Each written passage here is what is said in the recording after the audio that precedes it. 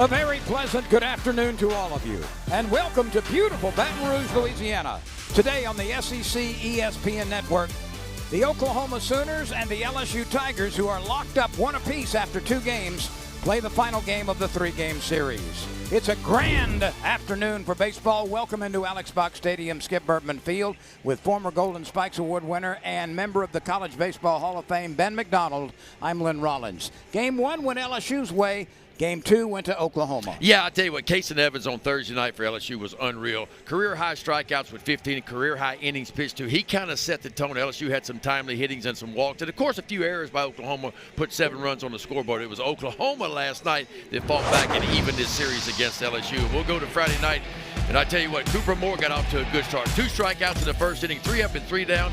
And then it was Big John Pearson steps to the plate, hits his 3rd long ball of the year. LSU would strike first there in the 2nd inning and go up 1-0.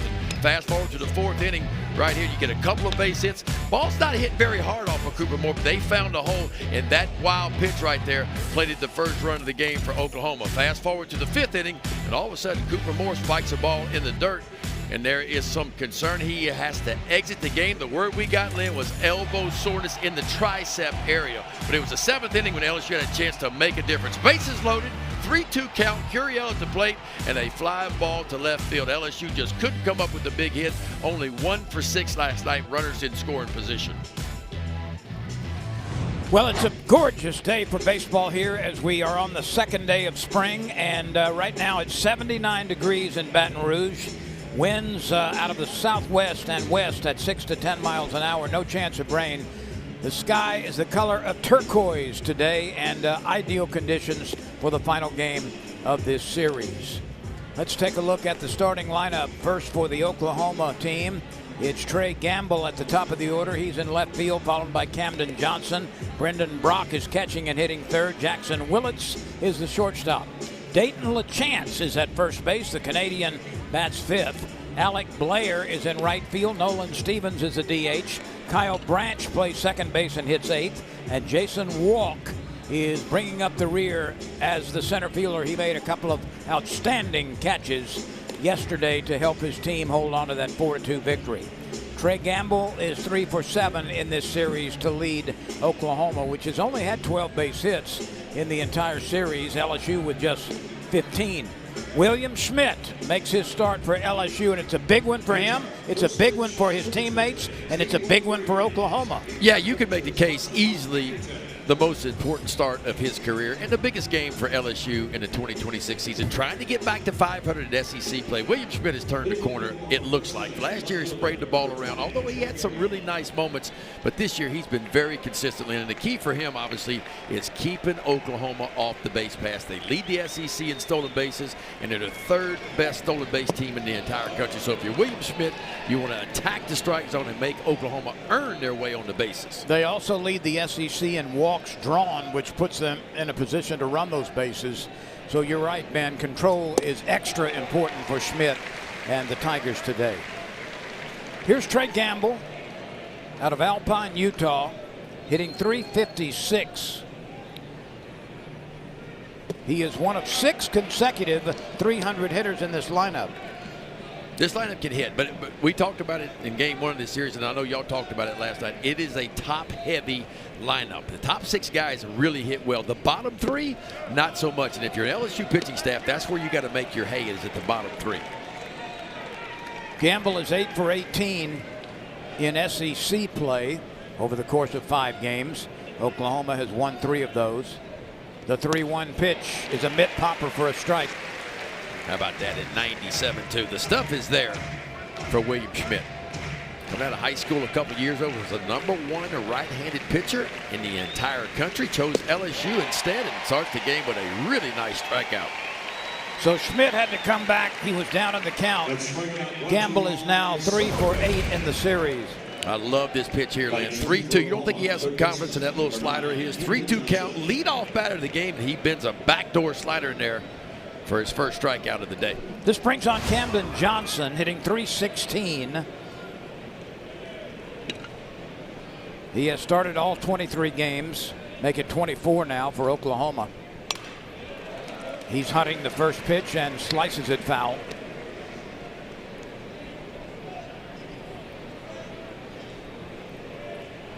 This is a much improved Oklahoma offense year to year, averaging 8.2 runs per game this year. This ball is well struck to left center field, and it is in the bleachers. His third home run. Camden Johnson gives Oklahoma an immediate lead. Well, we just got through saying a much improved offense. And Camden Johnson leans on his third home run, his 14th RBI of the season. And the Sooners strike first in game 3 of this series. Looked like an elevated breaking ball to me, Lynn. Just kind of stayed up a little bit too much. The wind is going to favor the hitters today. It is gently pushing out towards center field. If you get it in the air, it's going to have a little extra carry to it. That was only the second hit of the series for Johnson, and he propelled it into the bleachers. I mean, LSU has really pitched it well. I mean, if you look at it, I mean, we talked about Oklahoma. They came in averaging over 8 runs per game. LSU has held them now, counting this game, to 6 runs is what they've held them to in a little over 2 games now. And that was only the 13th hit by Oklahoma in the 2+ games. So that was one thing Jay Johnson talked about, is our pitching needs to get a little bit more consistent going into this weekend. To this point, it has been. A call, third strike. Schmidt comes back to take care of business on strikes after the home run by Johnson. That's how you turn the corner and you flush what just happened. And William Schmidt went right after giving up a solo home run to Johnson. He goes right after Brendan Brock and punches him out on 3 pitches. No scar tissue from William Schmidt on that one. Here's Jackson Willits, the shortstop.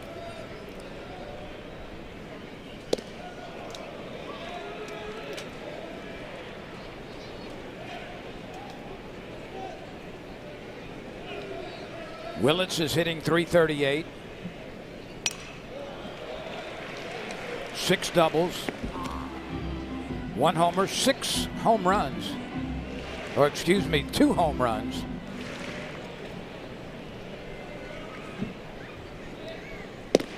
He goes after an elevated pitch and cannot find that 95-mile-an-hour fastball.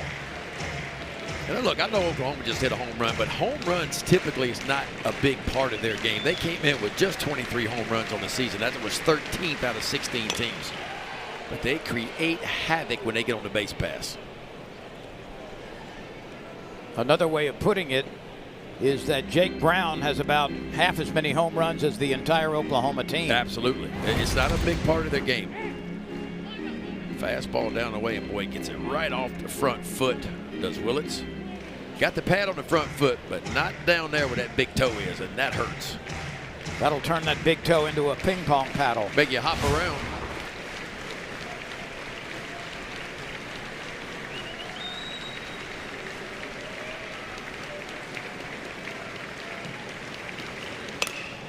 Here's a drive hit well to right field. Brown locates it and makes the catch on the warning track. So Willits gives it a ride out to the warning track where Brown is waiting. But Camden Johnson ties into one. Yeah, leans on an elevated breaking ball, powers it out to the backside of the field. Oklahoma takes an early 1-0 lead.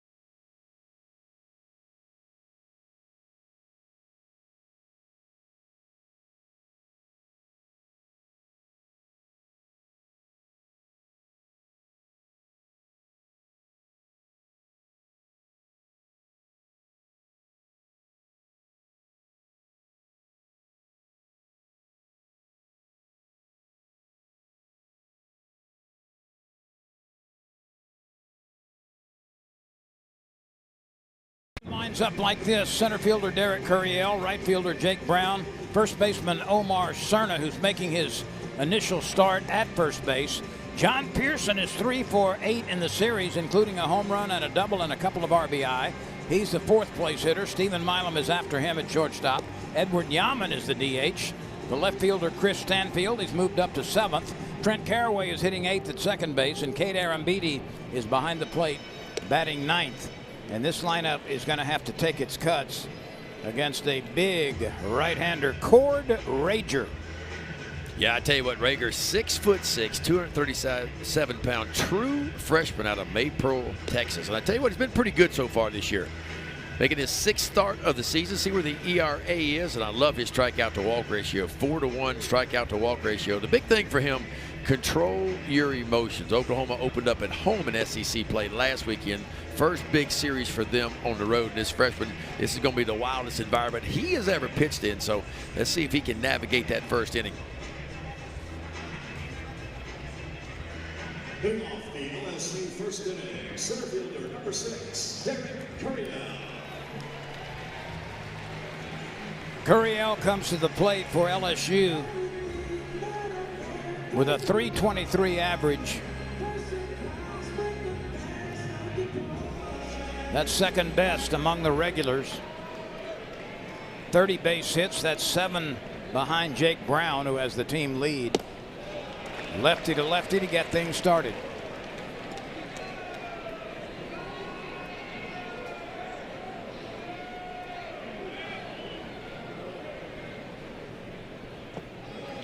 That misses. 2-0. Rager's got a fastball, a little cut fastball, a split finger fastball, and a traditional curveball in. He likes his fastball. Typically, he's going to use it about 66% of the time. The outfield is deep against Curiel and playing him as an opposite field hitter. And Rager has missed on 3 straight offerings.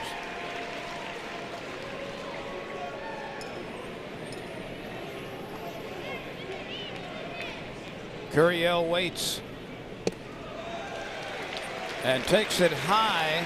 So the first 4 pitches miss, and LSU has an immediate base runner. That's exactly what LSU needs to do.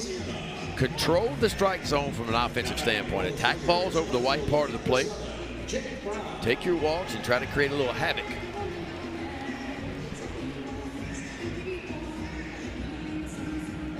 Brown is 1 for 4 in the series.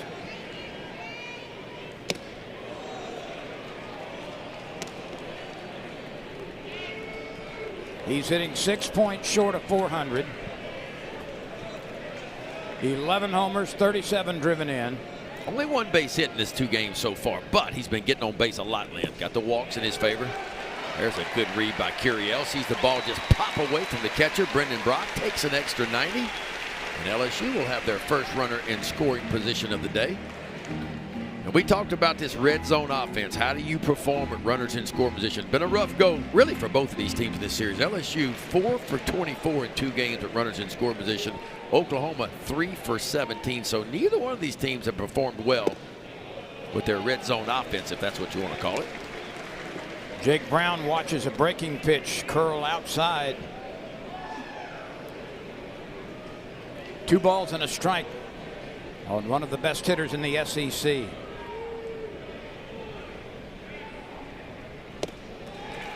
That's high. Rager is having trouble finding the plate in the early going. It's 3-1. Well, Rager's last time out was against Texas A&M last weekend. It was his worst start of the season. He gave up 4 earned runs in just 3 innings of work. Only threw 62 pitches and was out of the ball game.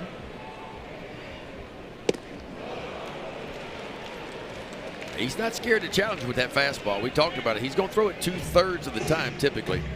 And normally, Lynn, he's really tough on lefties. I mean, his opponent's batting average, opponent's only hitting 205 off of him, but lefty's only hitting 133 on the season. Brown goes down on strikes. He was ahead in the count, 3-1. Then may have helped Rager a little bit on that second to last pitch.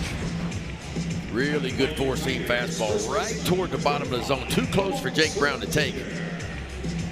And a big first out for the freshman Cord Rager.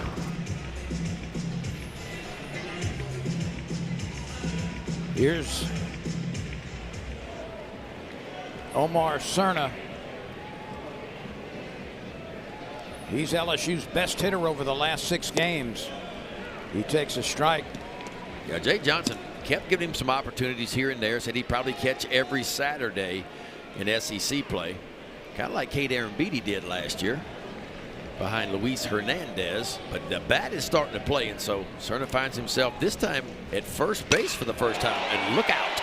This one is high, this one is deep, this one is not coming back. Tucker up and kiss that baby goodbye. Home run number 3 immediately extends Cerna's hitting streak to 7 games, and just like that, the Tigers reverse their fortunes and take a 2-1 lead. My goodness, huh? Come on now, kid. There's a freshman for you. Freshman on freshman right there. And Omar Cerna Jr. wins that battle. You talk about getting all of them. 216 stitches on a baseball, and I think he covered every one of them on that swing right there. A 380-foot blast that got into the bleachers in a hurry. Boy, watch this swing here. He knew it when he touched it, Lynn. He had home run number 3 on the season. And right now, the guy you just saw at the plate is LSU's best hitter. 7 games in a row he has had a hit. Well, Jay Johnson came out and said a couple weeks ago, he said, I got to find a way to get Aaron Beatty and Omar Cerna Jr. in the lineup because they're difference makers at the plate.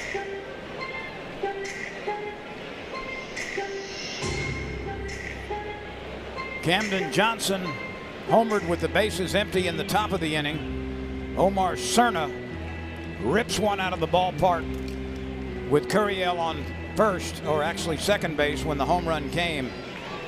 And we've got a 2-1 game.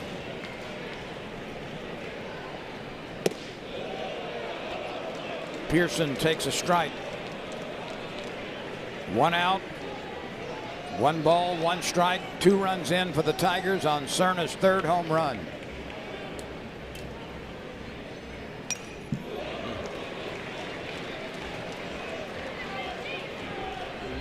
Another guy that's been getting consistent playing time for LSU, that man right there, John Pearson. He's had a nice series.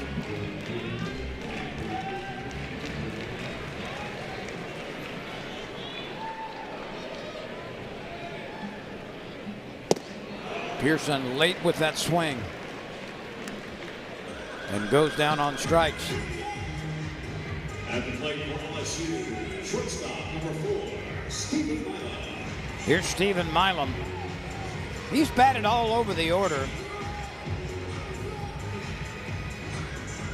Yeah, I think Jay Johnson is just searching, Lynn. He's searching for some consistency with the offense. And the offense was pretty consistent last weekend at Vanderbilt. LSU scored a lot of runs. But looking for a little bit more consistency, so that lineup continues to get juggled around a little bit. And Stephen Milam has fallen off to 244. 1 homer, 13 driven in.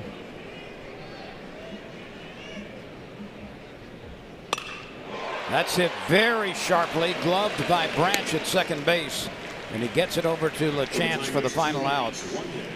But LSU on this swing from Omar Cerna takes a 2-1 lead. Yeah, Oklahoma. Solo shot of their own. Omar Cerna Jr. says, hold my water. Watch me hit a 2-run homer. And he did. LSU up 2-1.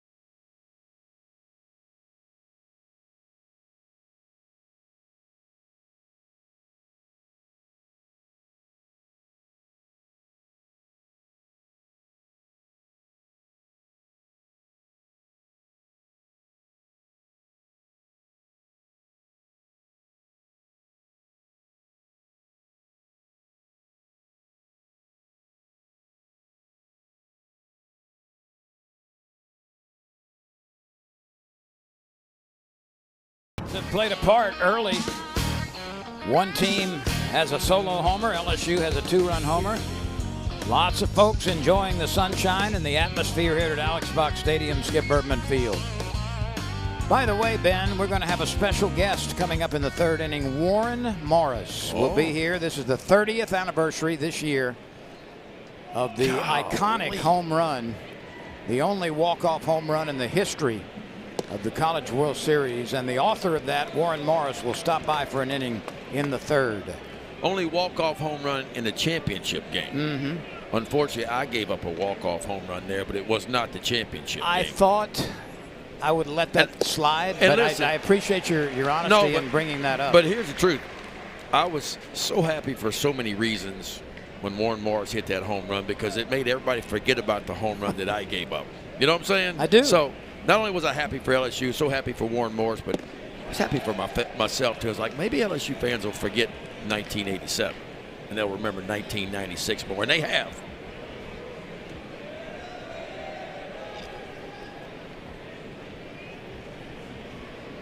LaChance is a Canadian. He's from Quebec. The 2-1 pitch from Schmidt misses.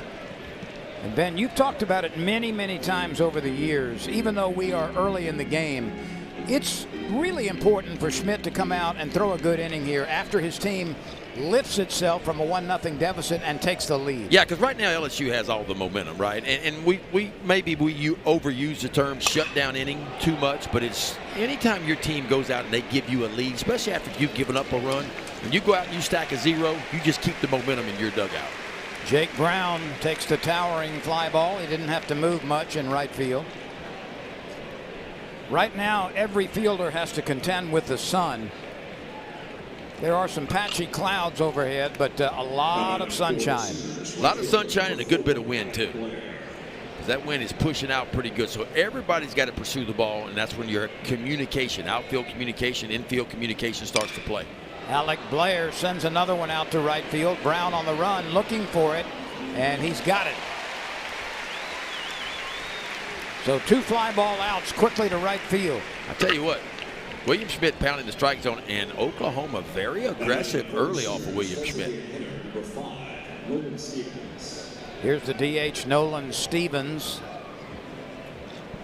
And I'm going to tell you, as a pitcher, you don't mind the opposing team being aggressive. You just got to know that, and you talk about making quality pitches. If you make quality pitches, what does that allow you to do? Collect some quick outs, and you stay in the ball game a little bit longer because you keep your pitch count down. Stevens is making his 2nd start in the series. He was 1 for 3 in the first game.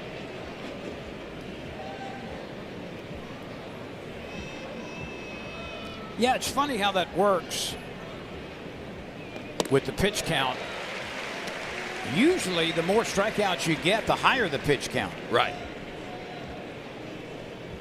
But if you can strike him out quickly, you know, maybe not take 6 or 7 or 8 pitches to strike a guy out. Maybe you get a strikeout in 4 or 5 pitches, and you get some early contact.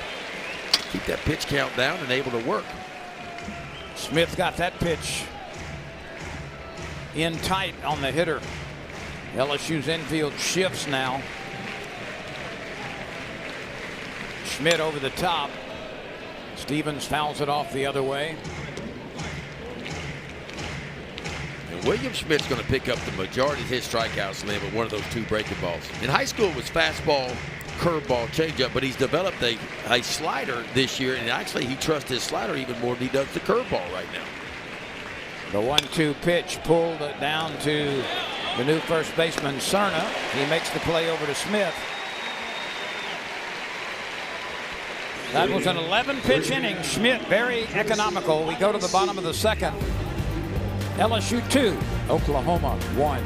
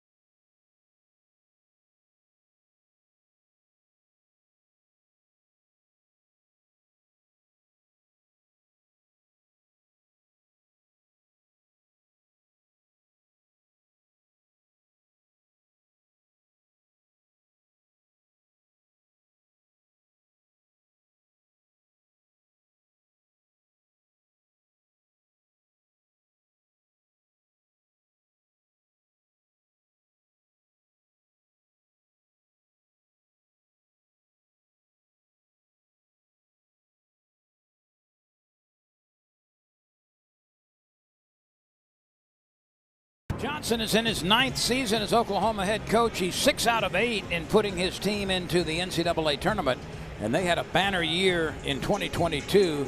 He was the runner-up in the College World Series. Runner-up to Ole Miss. And on the other side, of course, Jay Johnson has had 2 national championships at LSU.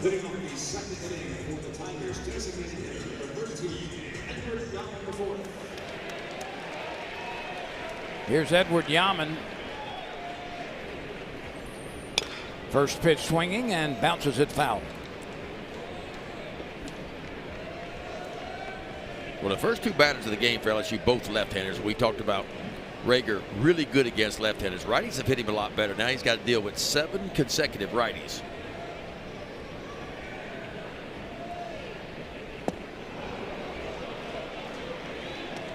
There's Jay Johnson.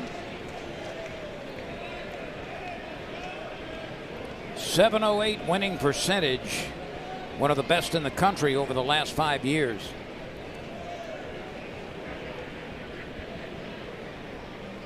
Yaman has only had 8 at-bats, Ben. He's 3 for 8, though. Out of West Sand Lake, New York. Big kid, too, 6'5". And hadn't even filled out yet. And there's some pretty good juice in this bat. He recognized the off-speed pitch. You could see the bat trying to be held back. He manages to get a piece of it to stay alive.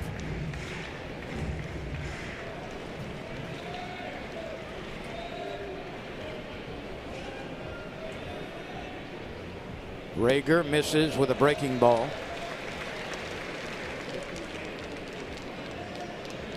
Rager out of Maypearl, Texas.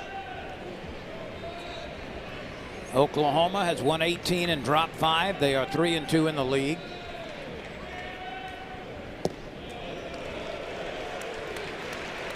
LSU is 16-8 and winners of 2 of 5 in SEC play. The 3-2 pitch to the tall target, Yaman. Ball 4. That's a good at bat for Yaman. Excellent at bat. 2 innings now for LSU. The leadoff guy has reached each of the first 2 innings. And that's what LSU and Jay Johnson's been talking about, is consistent pressure on pitchers and defense by getting on base. And they both came on walks. Yep. And look, LSU did a great job last year. If you remember, I mean, they had one of the highest on-base percentages in the country. And while maybe the team batting average not quite where LSU wants it yet, they are still getting on base. Yaman takes a pretty healthy lead. Chris Stanfield likes the first pitch, but fouls it straight back. Yeah, he kind of squared around like he was going to put a sacrifice bunt down and pulled it back and swung away.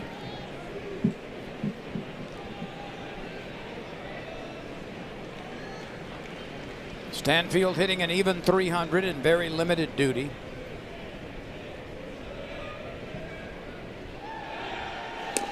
I was visiting with Stanfield around the batting cage on Thursday, and he told me, I said, how's the hand? He said, you know, it's not 100% yet. He said, I would call it about 80, 85%, but it's getting stronger. He said, it doesn't hurt me. It's just the strength is not all the way back in that left hand. You see, he's got it wrapped up.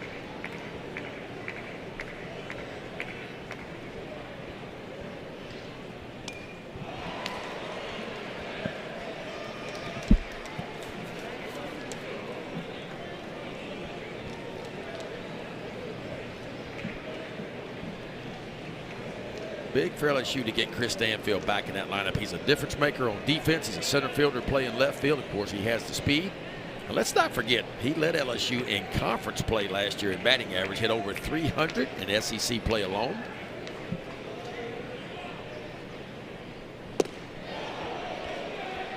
He did not swing.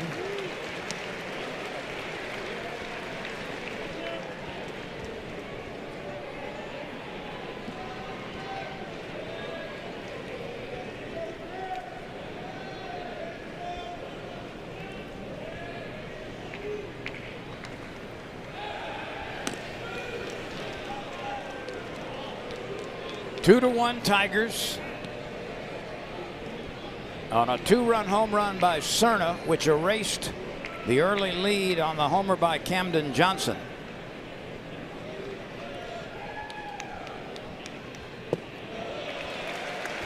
He tried to bring that pitch over the outside edge. It stayed wide.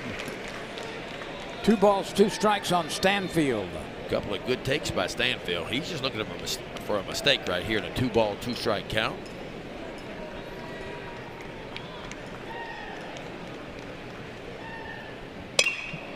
That's chopped to the left side, short hopped and out at second, and a scoop and an out at first. Well done.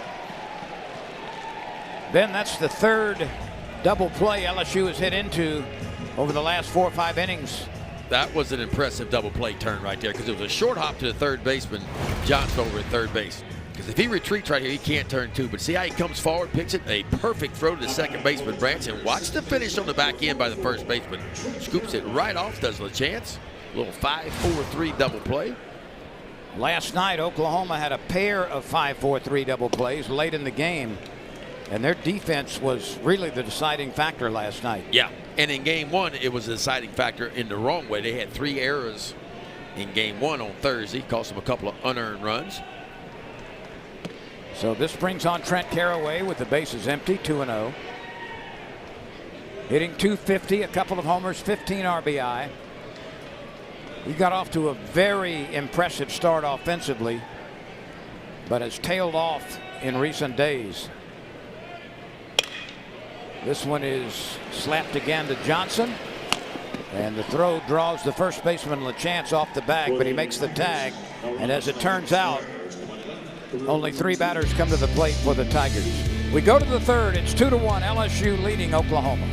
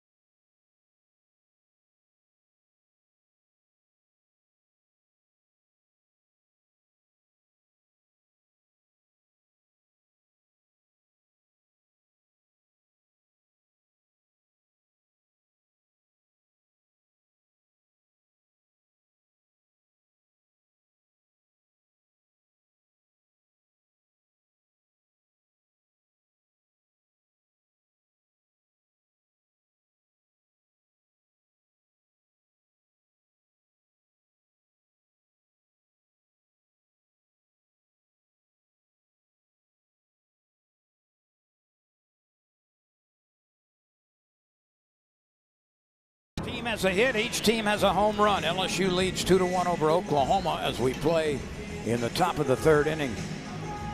Let's set the Tigers defensively for you. It's Chris Stanfield, Derek Curiel, and Jake Brown from left to right in the pasture. John Pearson is at third base. Stephen Milam is next to him. Trent Caraway is the second baseman. Omar Cerna gets the start for the first time at first base. And Cade Arambidi is behind the plate for LSU. Yeah, Zach York, first time this year, has not been in the lineup. He gets a day off, and Omar Cerna Jr. making his first start of the season over at first base.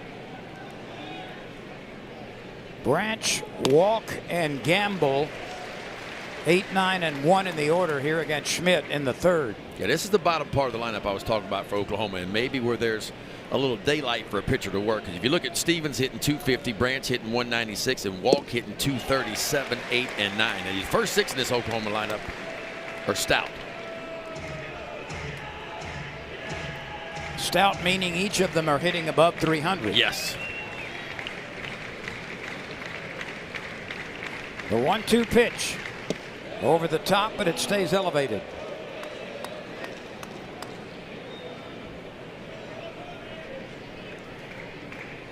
This is officially the 2nd day of spring, and what a lovely day for baseball. And you couldn't have ordered a day any better than this. You couldn't throw a breaking ball any better than that right there. William Schmidt picks up his 3rd strikeout of the day.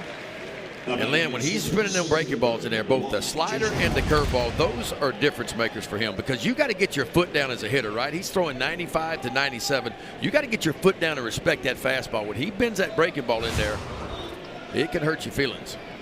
That's what Kason Evans did so effectively in the first game of the series.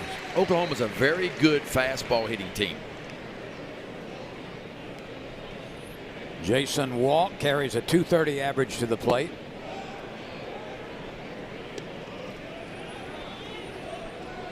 Interestingly enough, Schmidt has not been particularly effective with first pitch strikes, but overall 70% of his pitches have been over the plate. This ball has a lot of spin to it, and not in time at first base. Jason Walk beats the throw from Aaron Beatty.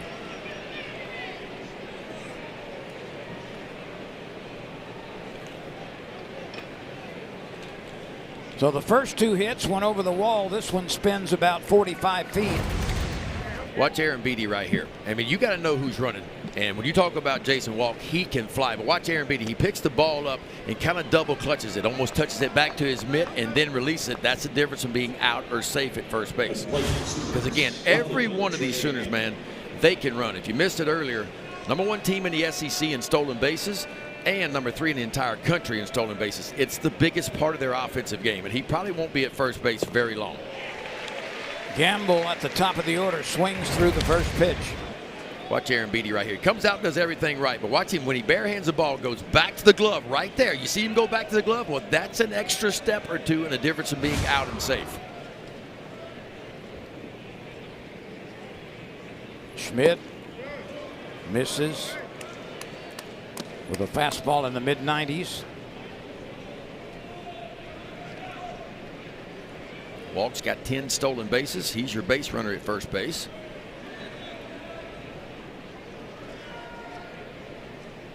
He's only been caught a couple of times. Schmidt cuts loose with a good heater.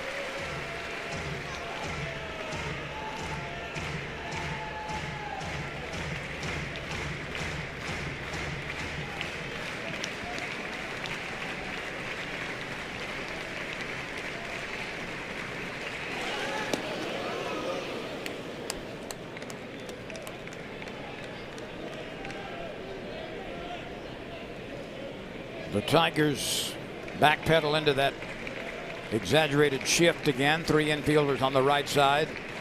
And Pearson, the third baseman, playing in a normal shortstop position.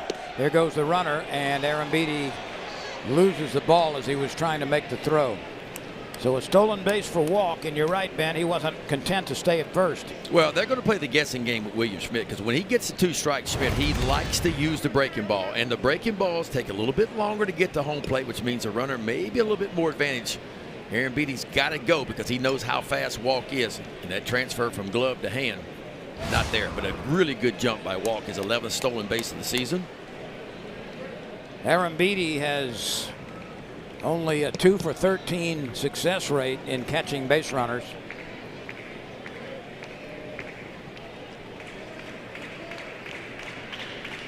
The pitch misses, and we go to a full count with first base open now.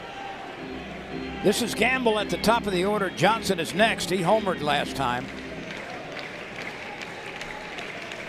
The wind is blowing toward center field. It's a hitter's wind. The 3-2 pitch with 1 out. Bounced foul.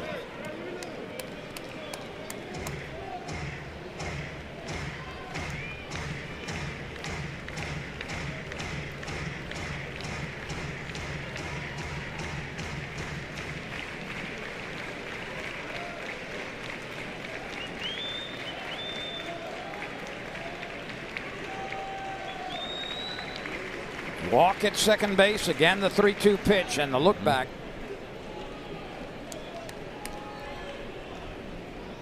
LSU 2-1. First inning home runs accounting for the scoring so far.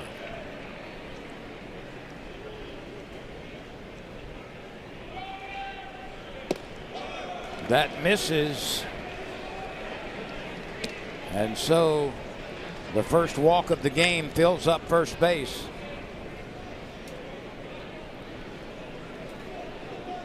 Let's go back and look at the swing by Johnson in the first. Yeah, he came up in the first inning, got an elevated breaking ball. Boy, I tell you what, he powered it to the backside of the field, got it up in the air, and the wind took it just over the fence. It was Camden Johnson's third long ball of the year.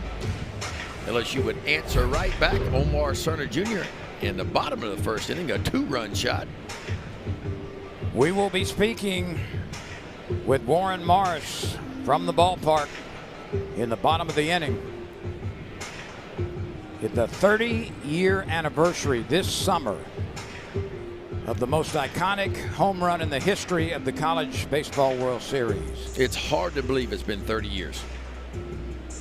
Warren looks like he's 28. It's one of those places you never forget where you were no when doubt. he hit that home run. I remember I had pitched against the Red Sox at Fenway Park. I think I pitched 6 or 7 innings, and I went into the clubhouse because LSU was playing, and I wanted to see it. Of course, when you come out of the game, you don't have to stay out there. So I had an ice pack on my shoulder sitting there, and more stepped to the plate and hit that home run. And as I said, I was so glad because it made everybody in LSU land forget about the home run that I gave up at the College World Series. And Warren Morris said, Not everybody. Not everybody. You told me you forgot about it. That was like 40 years ago. Warren was 30 years ago. It's reemerged. Yeah. Well, let's not talk about that anymore. Johnson batting .325, 14 driven in now.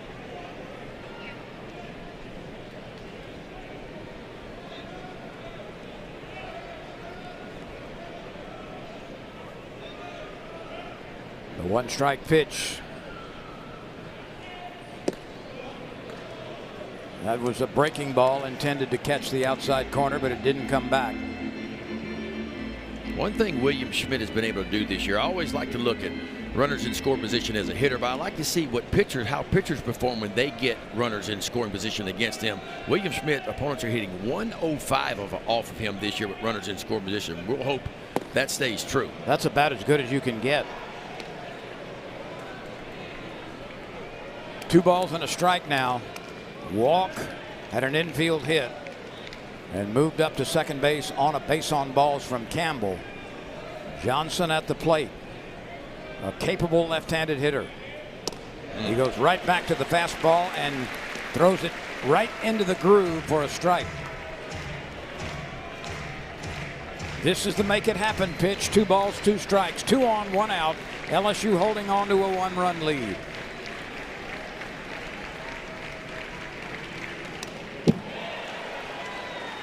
Back-to-back fastballs. So he's got him set up for a breaking ball. And you may be thinking, well, why would he throw a breaking ball, Ben? He just hit it for a home run. But it was a bad breaking ball. If you throw the ball where you want to put it, and William Schmidt would like to throw this breaking ball, if he throws it here, start it as a strike and have it go to the bottom of the zone, and he might get that swing and a miss that he's looking for.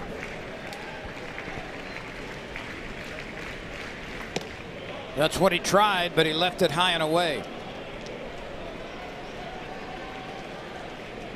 Let's check the runners here. There's only 1 out, but it's a count of 3-2 for a team that loves to scamper on the base paths.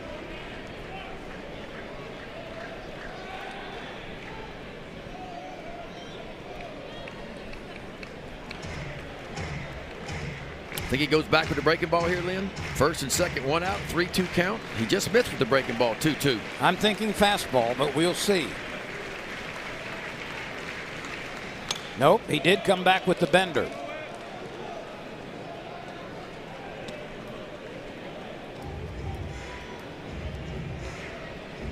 Oh, what a grand sight it is on this beautiful afternoon in Baton Rouge. Hardly a seat to be had in Alex Box Stadium, Skip Bertman Field. 2-1 Tigers. Tight ball game early. Runners moving. Ball 4, and now the water is starting to boil around William Schmidt. An infield hit after a strikeout, 2 consecutive walks. And Oklahoma has sniffed blood right now. And the Tigers will send some folks down to the warm-up area to get a few pitchers ready in case Schmidt falters. And you got to face Brennan Brock, who leads Oklahoma in both home runs and RBIs as well. Schmidt struck him out the first time they met today.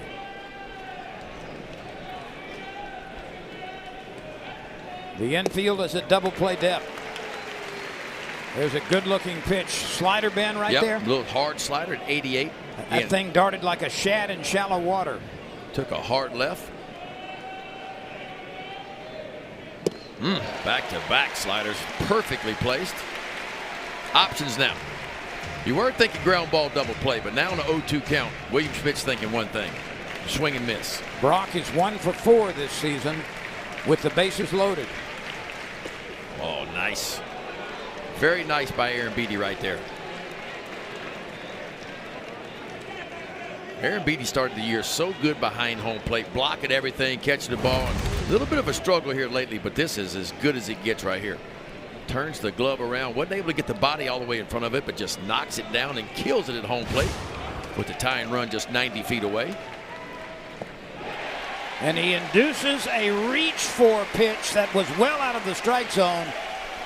Brandon Brock was completely fooled on that. That's his second strikeout of the day, and Schmidt makes a huge pitch right here. I'm telling you, anything turned like this, Lynn, ought to have a blinker on it. That thing went hard right to left, and a big-time pitch by William Schmidt.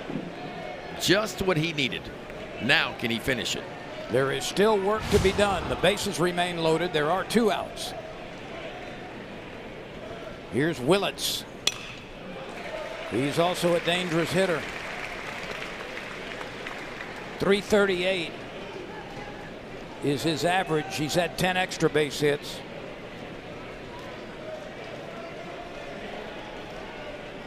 Walk is at third, Gamble at second, Johnson on first. Yes, sir. Steve right. Best fastball of the day at 97. Little paint piece just on the outside edge. Boy, this would be huge for LSU and huge for William Schmidt to work out of this. Let's let the crowd tell the story.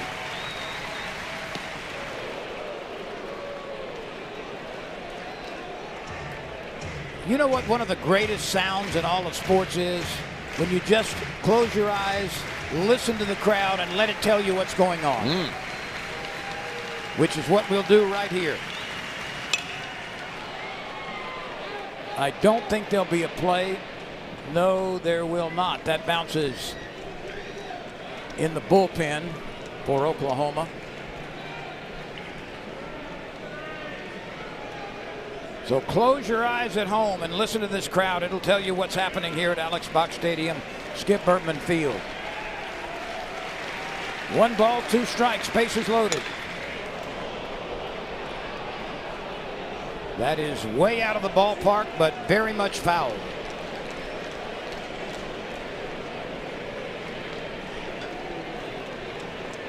William Schmidt's got a little wiggle room here. 1 ball and 2 strikes, so he doesn't have to throw a strike here. I kind of like elevated fastball, maybe just above the top of the zone. Maybe you get that swing and a miss. Or you can throw a curveball. That's how you do it, Lynn Rollins. Bases loaded and only 1 out. Only thing William Schmidt does is reach back for a little bit of extra. How about back-to-back strikeouts? He gets Johnson and Brock. LSU off the field, up by 1.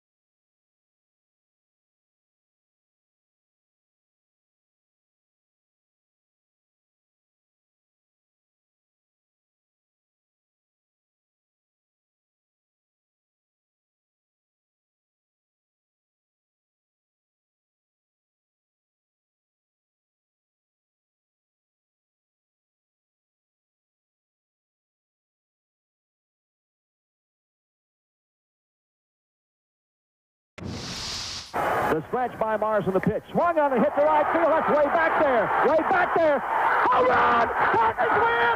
Tigers win! Warren Barnes! It's a 2-run home run! And the Tigers to the national championship!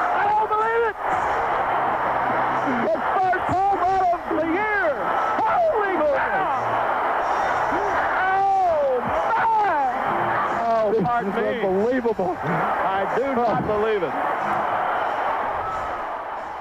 That was 30 years ago this June. Warren Morris joins us now, the hero of that moment, truly one of the most iconic moments in all of sports, and something that will never be forgotten in the history of the College World Series. Warren, does it seem like 30 years? No, not at all. It's been a while, but yeah, it doesn't seem that long. Do you ever get tired of seeing that? No, I always say I never get tired because it always ends well. It's a good finish. Yeah, it ended about as good as it could end for sure. That's the beginning of the championship gold uniforms right there. That's right. Love seeing it every third game now. Now tell me about the circumstances that brought you to the plate in the first place to have an opportunity to do what you did. Yeah, because to start off that inning, Brad Wilson had to get a double. Then Justin Bowles hit a ground ball, moved him to third. Tim Lanier battled to a full count. Good pitch, swung and missed. So that put me up, batting in the 9-hole, and I guess the rest is history. But you never know. I mean, who knew the 9-hole hitter's going to hit a home run to walk it off? Well, not only was it your first home run, it came with a brand new bat. Let's see how far this carries to the wall, but not far enough from an LSU standpoint. And there's the first out of the inning.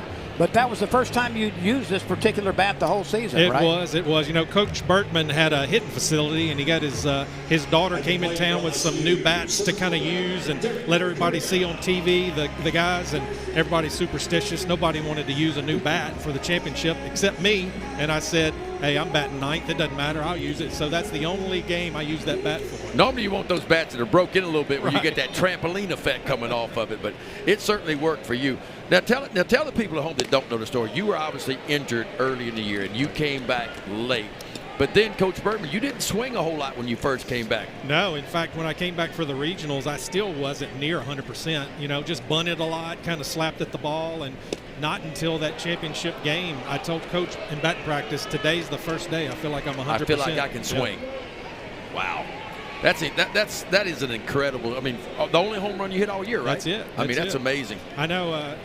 Just to think if that injury gets diagnosed a week later, well, I'm not 100%. Right. So it's just incredible. The stars had to line up in a lot of different ways, no doubt. Yeah. It was LSU. It was your time, and it was LSU's time. Right. It was destiny for that Tiger team to win it. Well, you only played in 22 games, as I recall, and all 22 of those went into the win column. That's right. Yeah, and I don't know if that was all me, but yeah, 22-0 in those games that I got the chance to play with, and just a great team, and just cool to be the exclamation mark for that championship. Warren, nobody in the United States had ever heard of the hamate bone. We'll get you to explain what exactly that is and how it affected you. But you know what? Tommy John has a surgery named after him. You ought to as well. It could be the hamate, could be the Morris hamate bone. That's right. Yeah, it's just this Show little, us right here. Yeah, just a little bone at the base of your wrist right there. It's a hook, and so I broke that broken piece. Come to find out, I didn't realize it, but guys like Ken Griffey Jr., Jose Canseco had that same injury. They just take the broken piece out, and then once the scar is healed enough for you to play, you're back in there. So it worked out for me. 29 days later, our regional started. Now, a lot of hitters will hold the knob of the bat in their hand, and it's a pretty common injury that we hear about. Were you one of those guys that kind of held the knob right there? Because I hear about more of those guys on check swings and swings because the knob is near that hamate bone. It will kind of break that bone off. But you weren't one of those guys that put the knob there. No, I never did the knob off the bat, but just that, I guess, continual jarring. Yeah. Just had a swing like 12 games into that season. Knew when I got on first base, had no strength in my hand. Knew something was wrong, but they didn't see the break early, so that's why it kind of took a while to diagnose it. You know, there's a Morris on this team right now, 30 years from your shining moment. Your daughter is involved. That's right. She's an important member of this team. She's a bat girl. This is her third year to do it. She loves it, and she's actually working the game today, so it's been a lot of fun to watch her out on the field. Congratulations right now for what you will enjoy later in the summer as you become a member of the Louisiana Sports Hall of Fame with the presentation of the Special Ambassador Award to you in that ceremony. It's going to be a good night. Oh, definitely. Just a special award. The state of Louisiana, you look at all the athletes. I mean, it's incredible. So just to be mentioned with all that group and to be an ambassador, I guess, for LSU, Louisiana baseball, just I'm pumped up. Can't wait for June. How many people know that you wanted to be a doctor? Probably not many. I've worked in a bank for 20 years. I like to say I'm the only banker in the nation that has a degree in zoology. Got my Ben, pre-med can you degree. spell that? No, I don't know nothing about zoology. I don't know nothing about a degree either. Either one. They But- both have eluded me. But yeah, ended up playing 9 years of pro ball and just decided to go a different route. But yeah, that was the plan when I was a student here. Take me back to that moment. How long, because it all happened so fast, it had to feel like a dream. How long before you actually realized what really happened that day? Oh, you're right. It was a whirlwind. I really don't think until I got back to the hotel and, guys were going out doing different things and just took a minute to look on TV at ESPN and saw Sports Center and myself on the highlight that I registered. Wait a minute, that's a pretty big deal. Started to sink in a little bit. Right. Is it true that after the game that the bus left you? That is true. That is true. In the midst of the chaos, I got left at the stadium. How does that happen? The guy that hit the walk-off home run missed the bus. They didn't even know it. I was preoccupied. There was a lot going on after that game. But, yeah, I looked around, found my dad, who thankfully was still there, and had to walk through a neighborhood in Omaha to get to his car just to get back to the hotel like I was 12. In uniform? In uniform, full uniform. That's great. Your lasting impressions, the things that Skip Bertman meant to you. Oh, just unbelievable. I always say you learn more than education in baseball. You learned an education in life. Just the many lessons and things that helped us be champions out here in the field. That's what you need to be an excellent friend, excellent parent, excellent co-worker.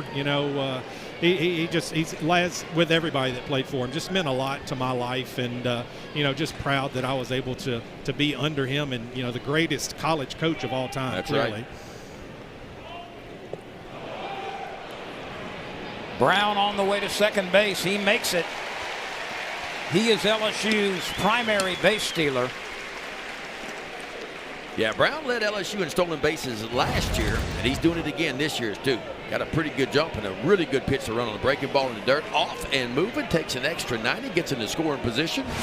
Warren, is there a day that goes by that there's not some recognition of what you did 30 years ago? Oh, yeah. I mean, probably not every day that somebody says something, but I bet you there's not a week that goes by. A 7-day period, someone's going to come up, tell me, hey, you wouldn't believe I was at this place, or I was at this wedding reception, or this exit whenever that ball's hit. So just cool over the years, the hundreds of people that have come up and told me their story. Well, you have handled the fame, the notoriety perfectly. This ball is headed toward shallow center field. Shortstop backs up and grabs it, and the inning is over. I hope that you will thoroughly enjoy the upcoming Louisiana Sports Hall of Fame ceremony, and more than that, perhaps a replay 30 years later of what occurred to make history in college baseball. That's right. No, looking forward to it, and it's always fun to be back here at the box. Thanks for stopping by. Thank you, guys. Warren Morris, one of the heroes of all time in the history of LSU and college sports.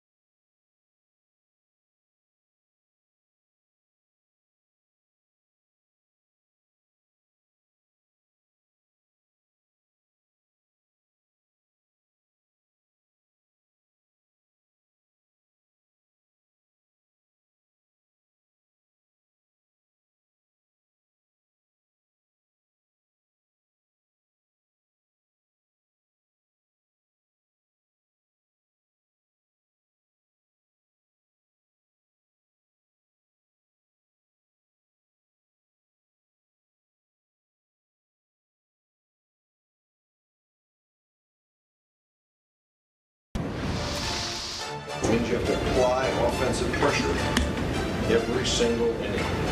Today, see against our second pitcher. We might as well win. Let's go. We might as well win. I Let's love go. Yeah. Hey, if we're here we might as well win. And win they did. A little flashback with a pregame speech from Hall of Fame coach Skip Bertman. Well, Ben, I enjoyed seeing Warren Morris. I did too. It's hard to believe it's been 30 years. Where has time gone? My goodness. But it will never be forgotten by LSU baseball fans. And ever. never duplicated, even if another walk-off occurs, because that was the first one in the championship game. Here's Dayton LaChance as we resume play in the top of the fourth.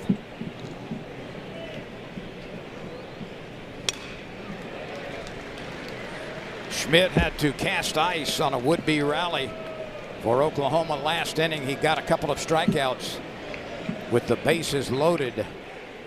Yeah, he struck out the first batter, then he get a single and back-to-back walks to load the bases with just one out. But man, he elevated his game like the good ones find a way to do. And back-to-back strikeouts to get the Tigers off the field. LaChance flied to right field last time. Brown has been pretty busy out there. He's caught 3 fly balls in the early going. The sun is still a factor here, as we've played about an hour.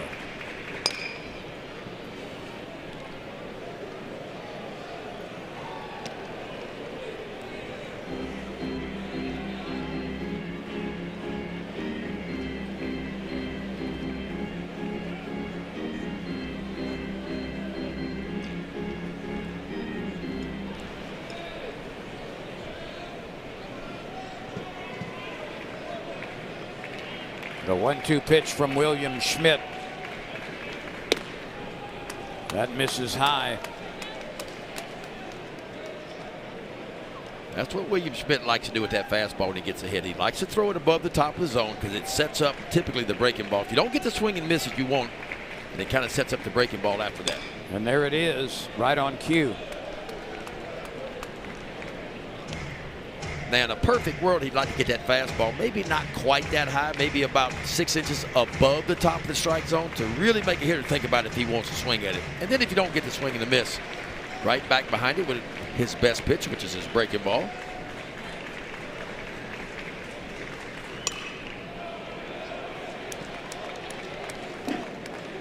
That's up on the roof. See the pitch count at 67 for William Schmidt here in the 4th inning.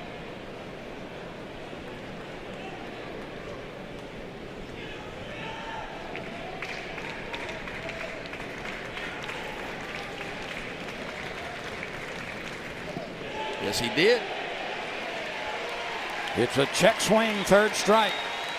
How about 3 strikeouts in a row now for William Schmidt? And another breaking ball, starts it in the zone and just gets it right off the outside edge. And yes, he definitely swung at it. At the plate, 6 strikeouts for Schmidt against a couple of walks.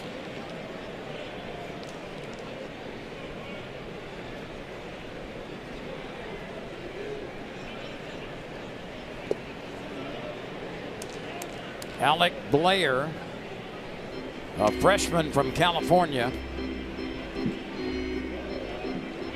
hitting .313.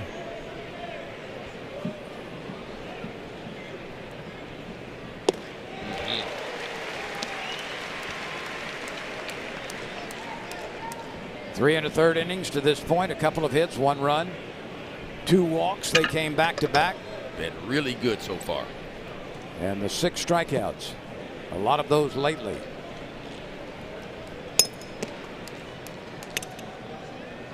We've got a 2-1 ball game brewing in Baton Rouge.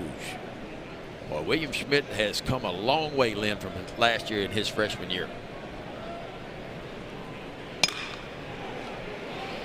Pearson backs up, has time to get straight to the throw, and a long stretch by Cerna. He was able to hold on to the bag with that toe as Pearson threw it to the right field side, but Cerna turned it into an out. Omar Cerna Jr. is a pretty good athlete.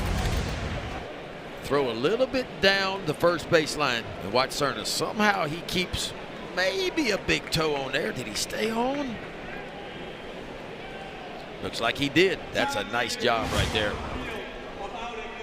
But there's going to be a challenge here. Did he come off the bag? That's what Oklahoma is saying, that the contact was not there.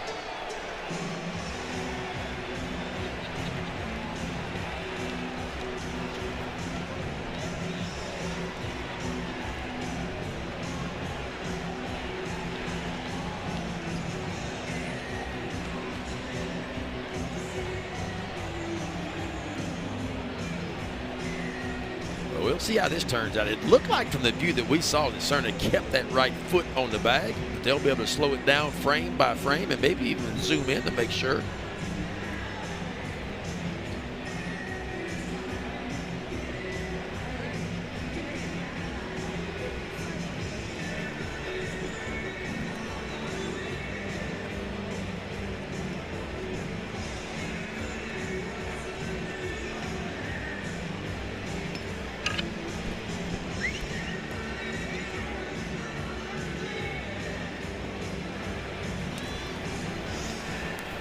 The runner will be out. Oklahoma has one challenge remaining.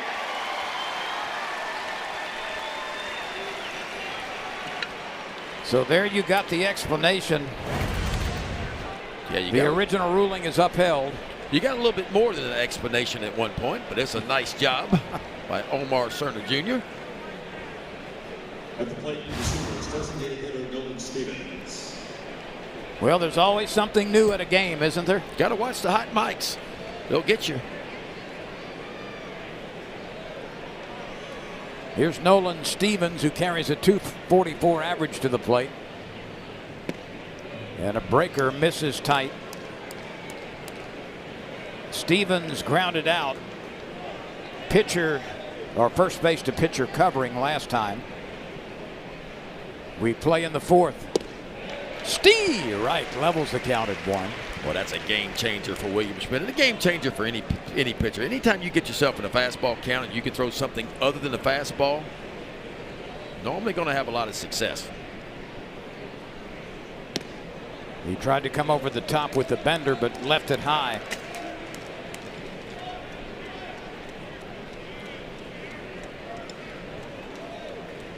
Nolan Stevens is out of Elk Grove, California. Right back to a nifty pitch in a good location. Two different speeds on those two breaking balls, Lynn. That slider a little bit harder, a little right to left in it, and then that overhand curveball, a lot more depth to it and a little bit slower. So it's hard to game plan against two different breaking balls, and William Schmidt's going to use them both equally. Wow. Could have been called. Cade Aaron Beatty thought he had strike 3, and so did William Schmidt. Good four-seam fastball right to the inside part of the plate.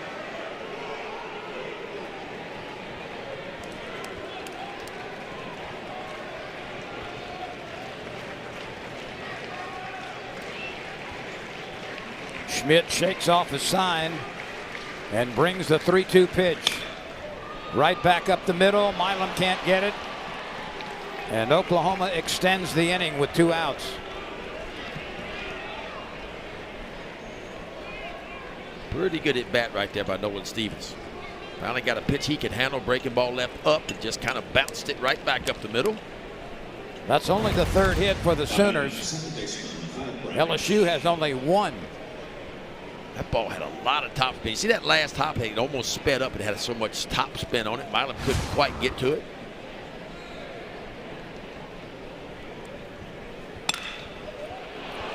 That's slapped on a hop under the glove of John Pearson. So runners at first and second now as Branch keeps the inning alive following the base hit by Stevens with one of his own. Ben, base hits have been very difficult to find. Yeah. Oklahoma has 4, 2 of them in this inning. LSU has been held to just 1. That was a 2-run home run. Well, the Sooners are going to keep on coming. They ain't no quitting this team. If you know anything about Skip Johnson, he is one of the best in the business, and he got his club ready to play. Sooners trying to go 4-2 with a win today in SEC play. If LSU wins, they'll get back to 500 in conference play at 3-3.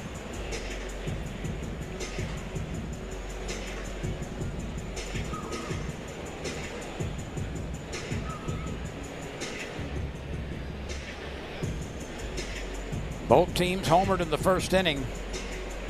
And the lead that LSU built in that frame, 2-1, still stands in the top of the fourth. But Oklahoma is threatening.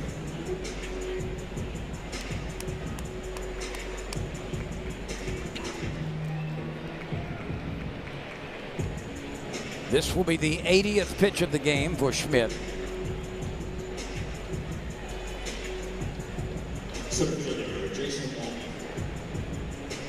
Walk had an infield hit last time. He's batting .242 at the bottom of the order. LSU does have some bullpen activity. Gavin Guidry starting to get loose down there. The infield is back with 2 outs. There's a force on any base. 1-0 to walk.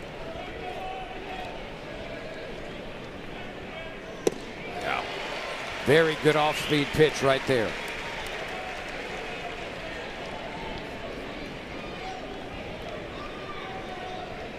One ball, one strike. Runners at first and second with 2 outs. LSU clinging to a 1-run lead. Wow. Back-to-back perfectly placed sliders.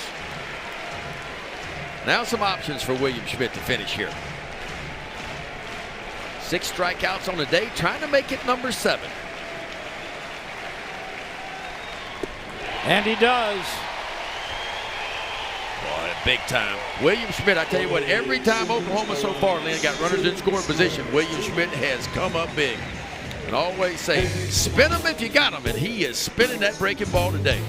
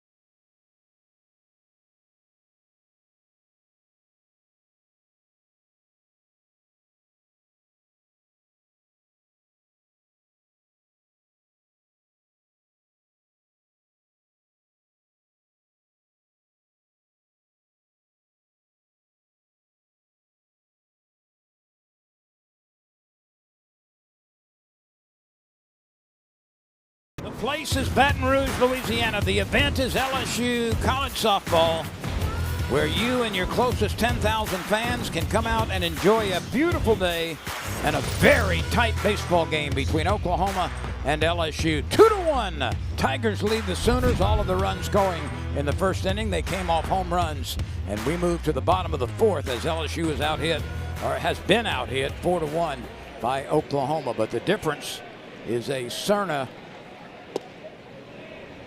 home run back in the first inning with a man aboard. And John Pearson is at the plate. He struck out in the first. Cord Rager has done a wonderful job, with the exception of one pitch that he left over the plate for Cerna to hammer into the left field bleachers. No, for a true freshman in this environment, in a rubber game, he has been pretty doggone good today. Let's turn our attention to LSU softball. In 12 innings yesterday, LSU lost to South Carolina. The Tigers are up 4-0 in the bottom of the fourth in the second game of that series. And that'll take care of John Pearson. Speaking of South Carolina, did you see the news in South Carolina baseball? Paul Maneri was let go today by South Carolina, relieved of his duties. It's been a tough go for him over there in a year and a half, basically. He leads South Carolina with a record of 40-40, but not much success in the SEC. Yeah. Didn't win many games last year, off to a rough start this year with South Carolina. That's a proud program. A team that won back-to-back national titles. Matter of fact, it was the last team in college baseball to win back-to-back College World Series.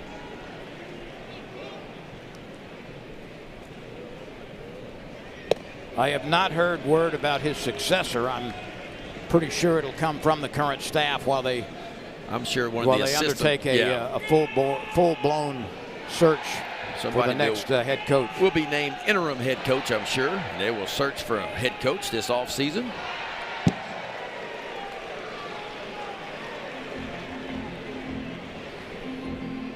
One out, Milam at the plate. He bounced out 4-3 last time. We're getting word that Monty Lee was named interim head coach, one of the assistant coaches.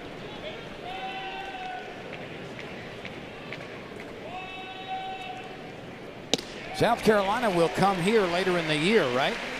I think you're right.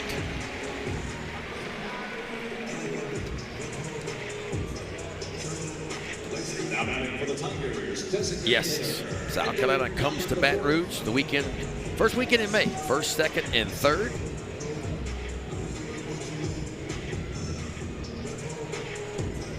LSU will host Kentucky here in Baton Rouge next weekend. Kentucky's got a good team this year. Here's Yaman, who walked last time.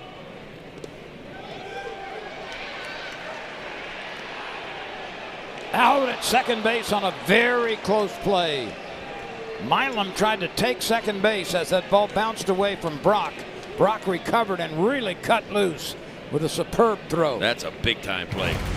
Watch Brennan Brock behind home plate. Knocks this ball down, doesn't hesitate, rips the mask off, and watch the dart. LSU just is challenging a dart down the to second ruling base. of out at second base. Outer safe. We about to find.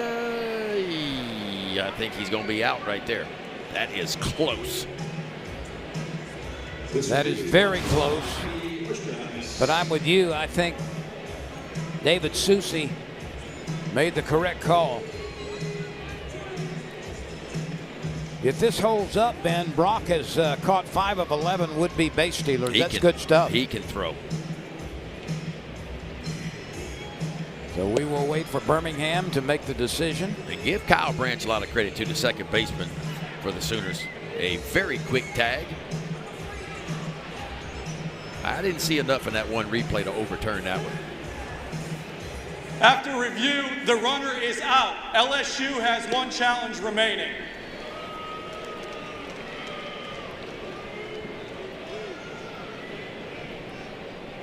So 2 gone in the inning with Yaman still at the plate. Yep, there's your tag, just inches before the left hand got in there by Milam. What a great look by the Hawkeye camera setup here. Love the way they can zoom in and still keep it clear, too. There was a time you could zoom in, but it got real grainy, right. But now you can really tell. 2-1 on Edward Yaman. There have been 3 prior Edwin Yamans to him. He's the 4th.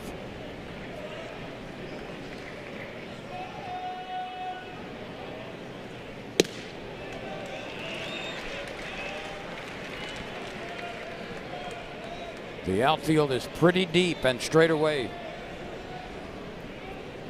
The wind has shifted a little bit. It's blowing more from left to right, but still out toward right center field.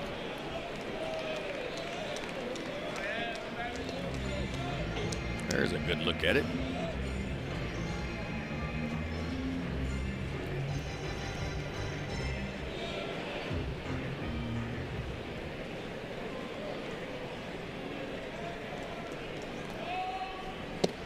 Yaman cannot find that pitch. It might have been elevated, but a couple of strikeouts in the inning for Cord Rager. So we move on. This game is tighter than a tick in a blood bank. 2-1. LSU leading Oklahoma.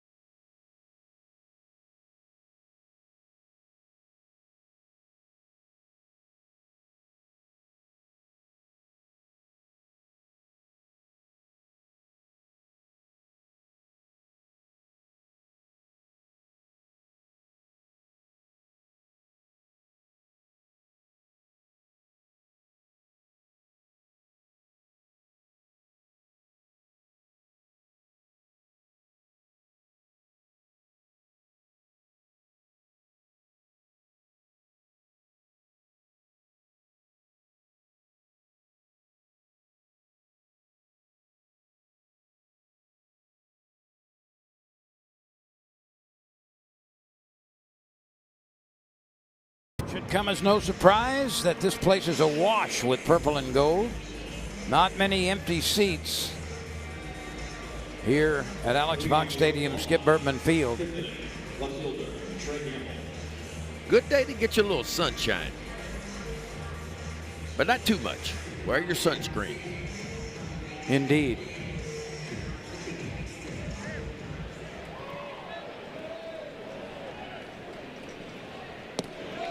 So Oklahoma, which has held LSU to one hit, that was a two-run homer in the first, will bring out Gamble and Johnson and Brock representing the top of the order.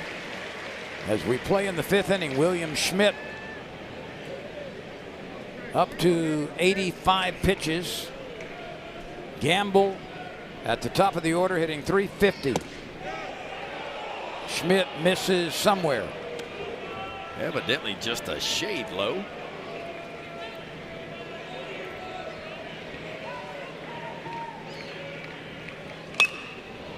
That ball was left high up into the zone, and it was spinning but not breaking enough.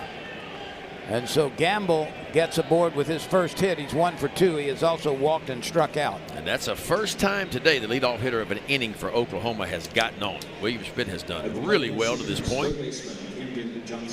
But now the wheels start to turn. Trey Gamble on base, nobody out, got 12 stolen bases on the year.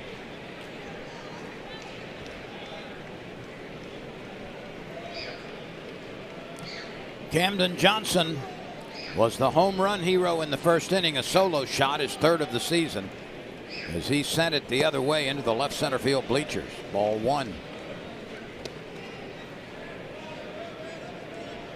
Speaking of pitching, did you see what the Friday night guy Tyler Fay from Alabama did last night? He threw a no-hitter against Florida. 130-something pitches. It was the first solo no-hitter in Alabama program history since 1942, Lynn. That's how long it's been since their last solo no-hitter. Right. No-hitters are so uncommon in college baseball for many reasons.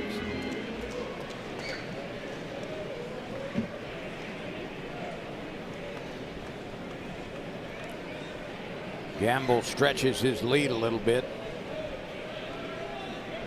Not going. Liner goes to the left side. That's in there for a clean base hit. Stanfield returns it to the infield. Runners at first and second, and trouble brewing again as Oklahoma applies pressure. And Gavin Guidry's been warming up that LSU bullpen.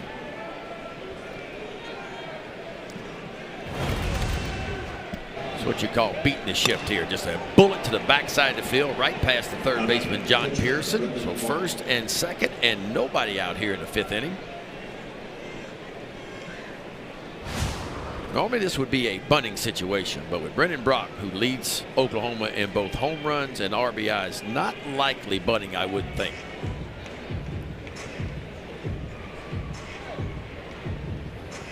And the Tigers will gather as an infield as a preview of perhaps a change coming.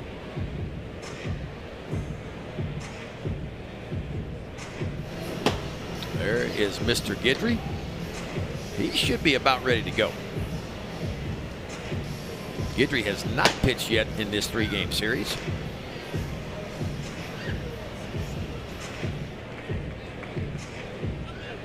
So a decision for Jay Johnson. Is he going to leave William Schmidt in, or is he going to get Gavin Guidry?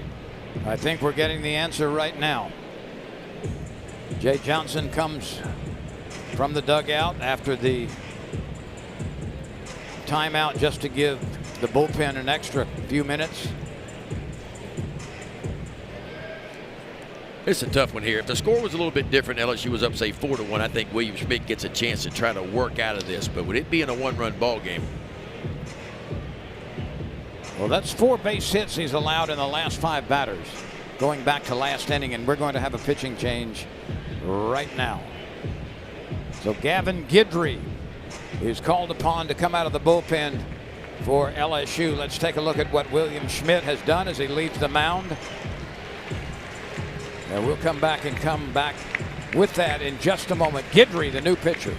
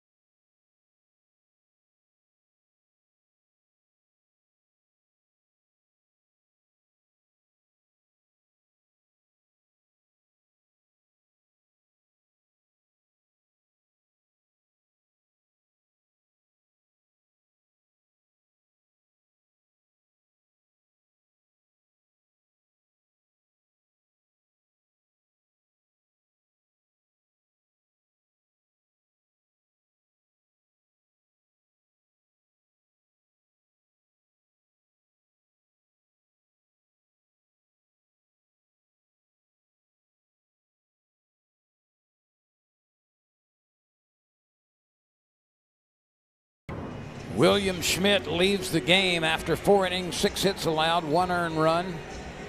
That was the first inning homer. Couple of walks, 7 strikeouts. And now it's Gavin Guidry. Yeah, I love how William Schmidt elevated his game, especially in the 3rd inning, Lynn. He had the bases loaded, only 1 out, back-to-back strikeouts, and then Oklahoma threatening again in the 4th inning, and he got off the field with another strikeout. So he elevated when he needed to. A solid outing as Gavin Guidry takes the bump for LSU. 6 foot, 284-pound junior out of Lake Charles. There's the numbers on the year. 15 2/3, only 10 hits. Love the strikeout to walk ratio. That is league 24 strikeouts, only 4 walks. Gavin Guidry, 3 different breaking balls, and that's kind of his bread and butter are the breaking balls. A cutter, a slider, and a curveball as well. Fastball is going to be kind of that 90 to 94 range. But he does his work, Lynn, with those breaking balls. He's got to be thinking one thing right here. How can I roll a ground ball and maybe get a double play? Brock looks as though he wants to bunt, and he offered. It's a strike.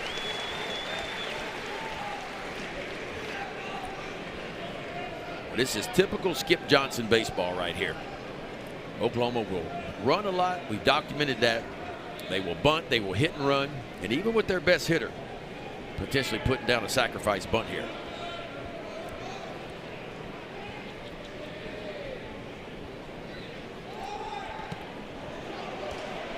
That's not going to help things. The runners both advance into scoring position.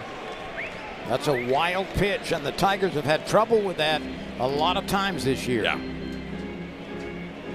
It's a killer. I mean, you ground ball, you got a double play set up. It just bounces a breaking ball. So now you don't have to sacrifice. The Tigers did that for the Sooners with that wild pitch. And Guidry rips one over the outside edge. Yeah, if you look at the infield, LSU has the corners in at first base and third base a little bit. Middle infielders are playing back. They'll concede to run. Guidry would love to record a strikeout right here. That's bouncing past third in foul territory. The first two batters had base hits, Gamble and Johnson. Guidry came out of the bullpen. He threw a wild pitch. Runners at third and second with nobody out. The 1-2 to Brock. 95 from Guidry, amped up a little bit. We don't normally see him up in that 95 range. Elevated fastball typically is backed up by some type of breaking ball. We'll see what Guidry does here. Wow.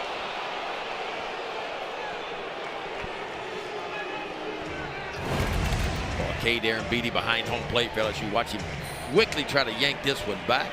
Doesn't get the call. The 3-2 pitch. Swing and a miss. That one had some jerk to it when it got to the plate.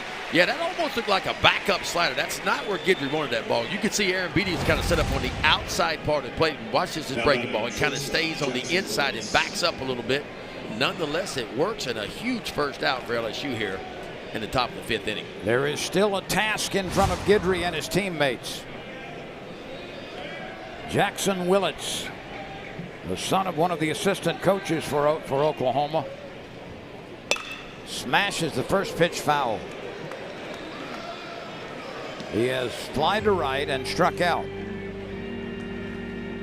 Oklahoma has the tying run at third base and the go-ahead run at second. LSU has one hit in this game, and that was the two-run home run in the first inning.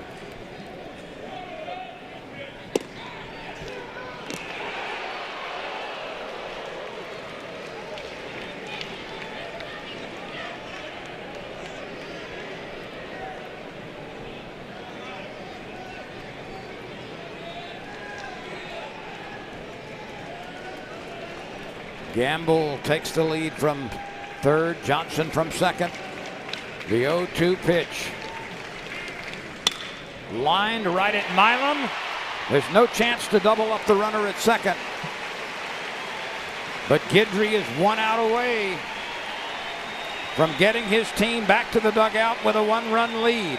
Well, LSU catches a break right there, Lynn. That ball hit right on the button, but Stephen Milam positioned perfectly. Still runners at third and second. Two outs now. Here's Dayton LaChance. He has flied to right. He has struck out. The Tigers make a switch on the infield. Yeah, Caraway went from second base. He's playing third base now. And Pearson has moved to between first and second. He's close to behind the bag. That's Pearson in the middle of your screen. He's moved from third base to that position.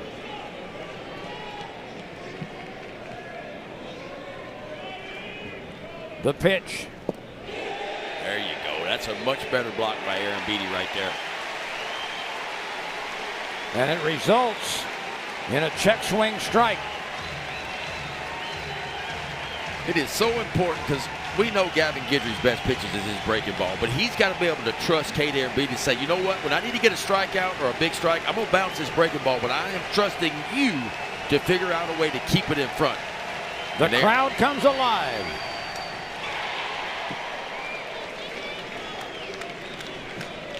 This is what you buy a ticket for. It's been a good game to this point. And that shade is starting to creep in around home plate right now. So you would think the pitchers are going to have a little bit of an advantage. We will let the crowd tell the story.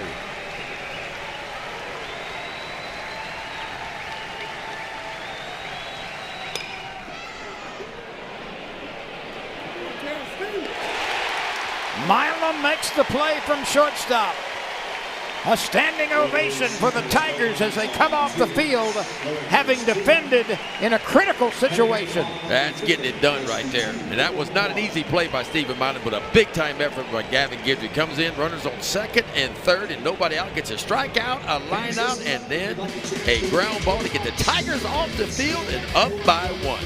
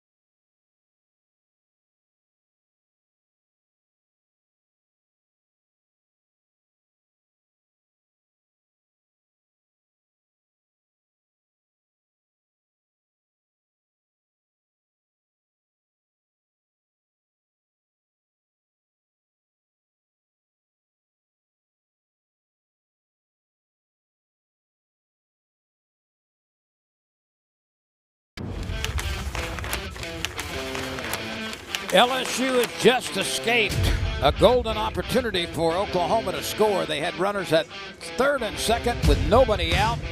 Guidry came out of the bullpen, got a strikeout, a line out, and a ground ball out. And Guidry, for the moment, has preserved the 2-1 lead that LSU enjoys over Oklahoma. All of the runs scoring in the first inning. With Ben McDonald, I'm Len Rollins. We've got a dandy working here in Baton Rouge. Yeah, Oklahoma big-time chances in the third, the fourth, and the fifth inning. Not able to scratch anything. The difference in the game so far, Lynn, Oklahoma 0 for 6 with runners in scoring position. LSU 1 for 3 to this point. And the Sooners have left 7 base runners in the last 3 innings.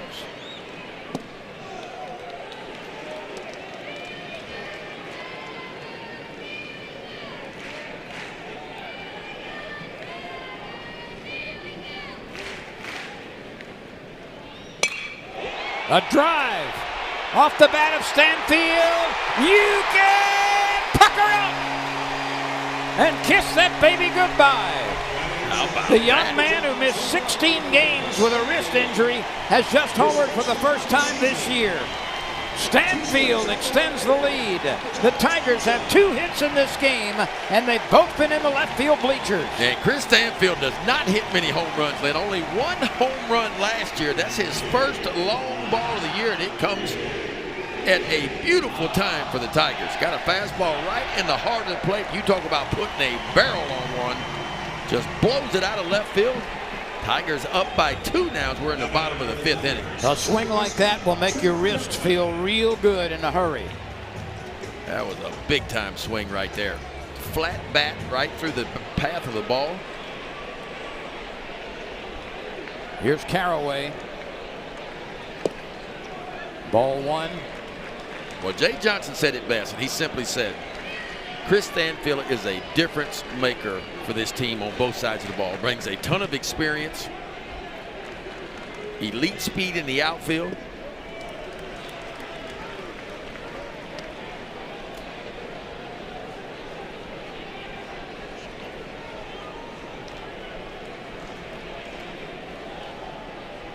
So LSU, which has been held to just 2 hits by the youngster Cord Rager, has made them count for 3 runs.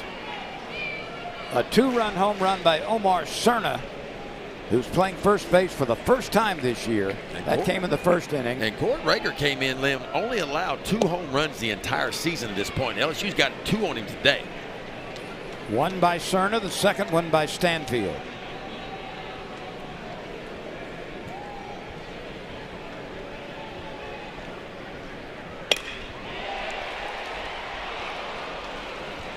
Jackson Willits backs up, times his stretch nicely, and takes the liner off the bat of Caraway. Here's Cade Arambidi. He flied to right field in his first at bat. We play in the bottom of the 5th. We're at the midway point. LSU 3, Oklahoma 1. This is one of the guys LSU's got to get going right here is Cade Arambidi. Got off to a monster start for LSU early in the year. It started to fade a little bit. And we're going to have a pitching change right here. Gavin Jones appears to be coming out of the bullpen. We'll be back in a moment. LSU leads by 2.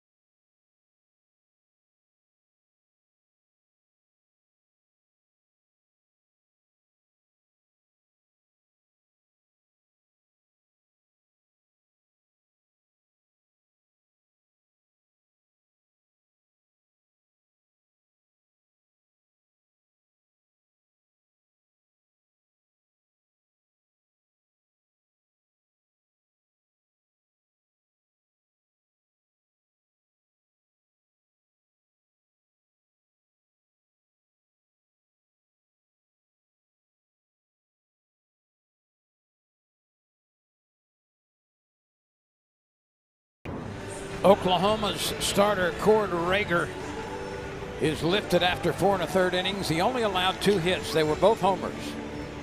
He has walked 4 and struck out 4, and he gives way to Gavin Jones, who's a hard-throwing left-hander. Yeah, Gavin Jones' fastball is going to average 96 miles an hour. A little cutter and a slider to go with it. Junior left-hander, making his 9th appearance of the year. Walks have been a little bit of an issue for him. Does have 10 strikeouts. That's a good number. But 6 walks in 9 innings, not so much. But it is a big arm. LSU's got to find a way to keep him in the zone.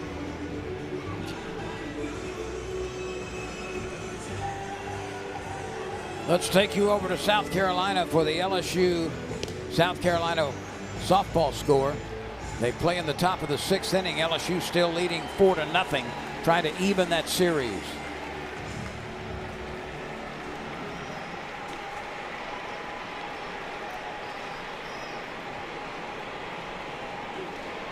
Stanfield has ignited the crowd with his first home run of the year. Caraway followed with a line out to shortstop, and here's Arambidi with nobody on base and 1 out. LSU 3, Oklahoma 1. Jones to the plate. Steve right.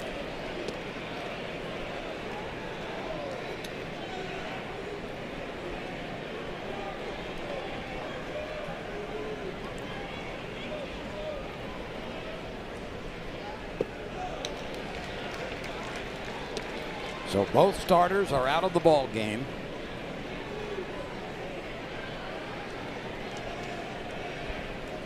Both of them pitched commendably. 2 balls and a strike on Arambidi.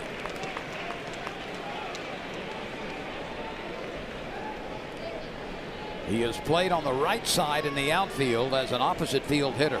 There's a huge gap in left center.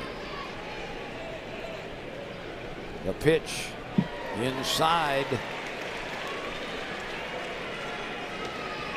There's that gap in left center field. Arambidi could run till tomorrow if he hits one out there.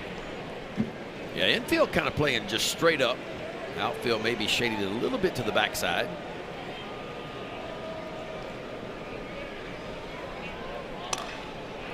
That's fouled off of Arambidi's leg.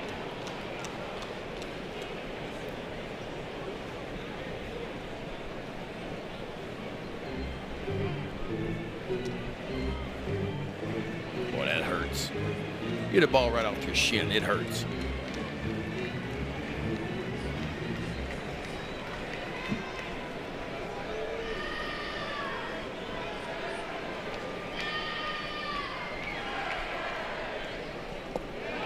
Aaron Beatty draws a base on balls.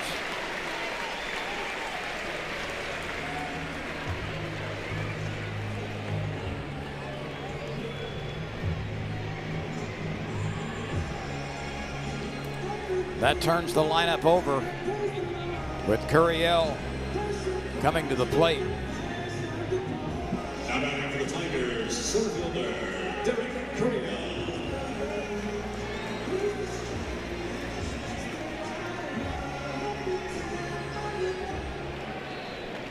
Curiel has walked and rolled out to first base.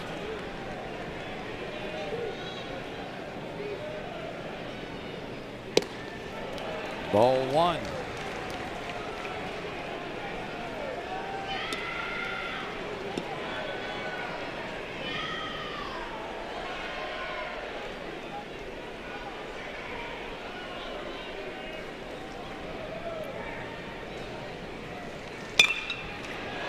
Oh, wow. Snagged at third, the long throw, the pluck cannot be made successfully. Camden Johnson made a whale of a play to get to that ball, but could not connect on a bounce with Dayton LaChance. I don't even know how Johnson even got to that ball. That was an outstanding play, and he had time to get Curiel. But the throw just a little bit short, and the first baseman LaChance couldn't dig it out. Watch this play here. Just a one-hopper. Look at the extension right there. That's being ruled as an infield hit. And here is LSU's best striker. Jake Brown has struck out and walked. Time is called. And I think the pitch clock went to 0. That's going to be ball one. Yep. If you're Jake Brown now, you're just sitting on a fastball here. Looking for a mistake right in the heart of the plate. Disciplined enough to take a breaking ball.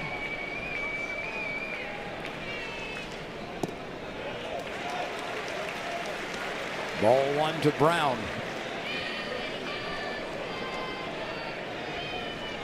Cerna is on deck. Aaron Beatty is at second base. Curiel behind him at first. The pitch to Brown. Hit sharply to second. There's an out at second base. The relay to first in time for a 4-6-3 double play. And that retires the Tigers and ends the threat. But Chris Stanfield opened the bottom of the inning with a home run into the left center field bleachers. It was this pitch that Stanfield hammered home. And the Tigers take a 3-1 lead on that swing by Chris Stanfield.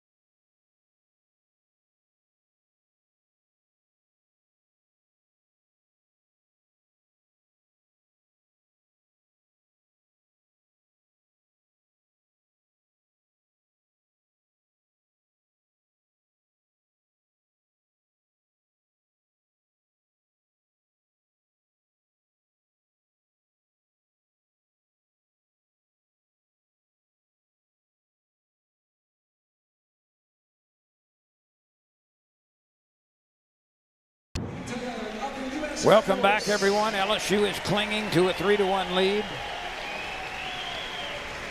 as the Tigers complete their customary soldier salute.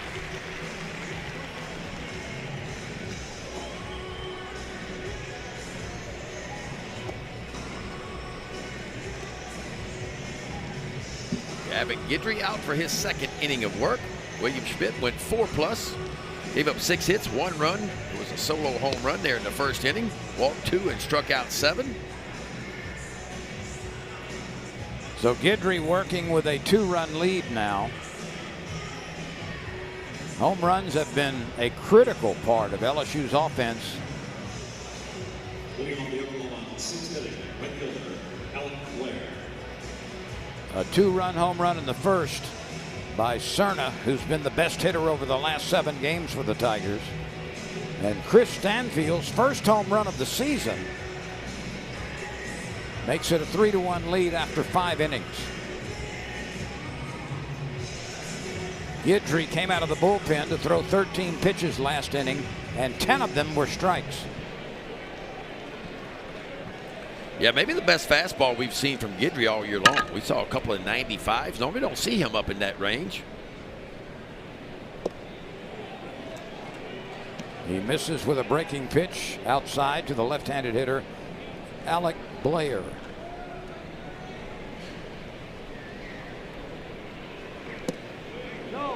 That curveball drops in. Yeah, maybe a little extra just off the outside edge.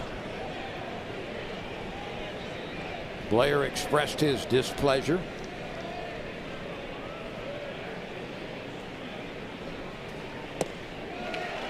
That one drops in for a strike as well.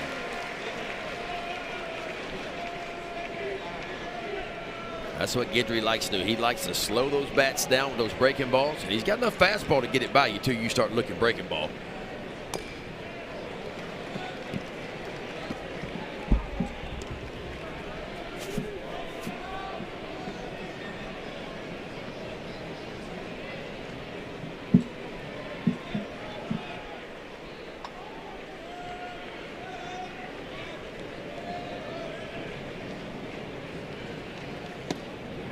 Guidry misses to level the count at 2. 1 run, 6 hits, no errors for Oklahoma. 3 runs, 3 hits, no errors for LSU.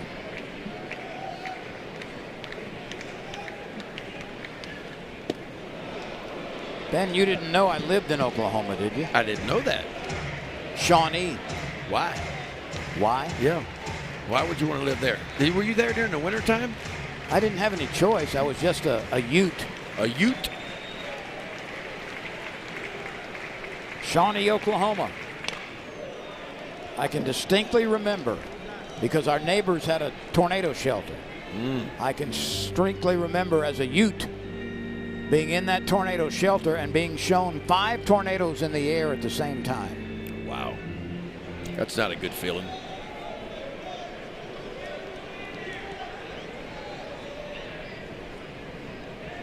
The 3-2 pitch. Yes, sir. Right 3. Little backdoor breaking ball. Alec Blair didn't like it. He didn't like a couple of those calls. But that's just a perfectly thrown breaking ball. 3-2 count. Need to throw a strike. Gavin Guidry just spins it in there. Backdoor for a strikeout. Guidry has faced 4 batters. He's retired all of them, 2 by strikeout. And Nolan Stevens now. Ball 1.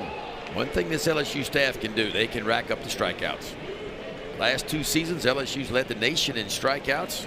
They came in this weekend number 2 in the country in total strikeouts. Now, you can pick on the walks a little bit, LSU, from time to time, although they've cleaned it up a little bit this weekend. Maybe a few too many free passes from time to time. One thing they can do is they can strike you out. The totals today are 9 strikeouts and 2 walks from the LSU pitching staff.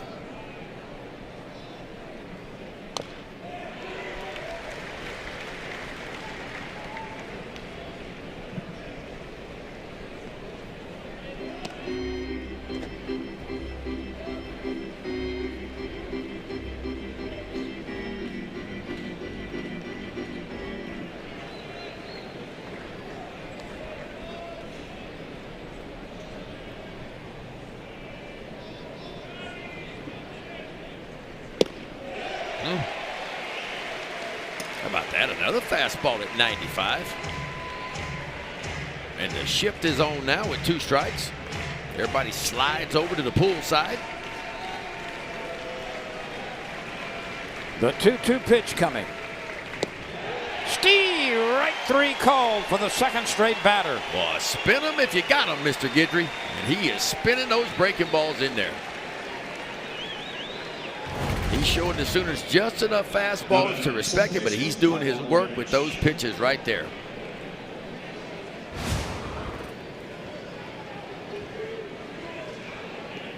Guidry has struck out 3 of the 5 batters he's faced.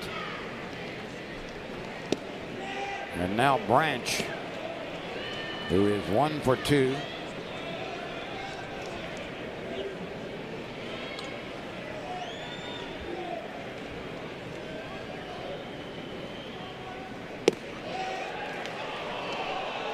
Wow. Pretty good pitch right there. Morris Hodges behind home plate. Looks like his zone may be a little bit wider than normal, but the elevation, not getting the high strike. That one wrinkles its way in.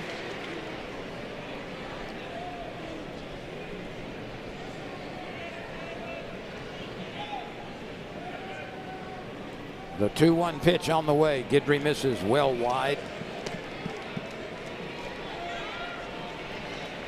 The Sooners have been to Omaha 11 times in their program history. Matter of fact, 2-time national champion, 51 and 1994.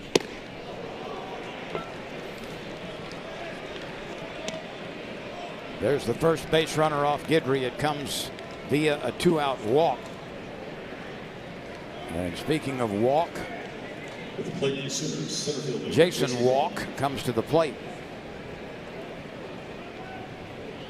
Might we see Branch on the move to try to get into scoring position? Well, Branch has only got 1 stolen base so far this year.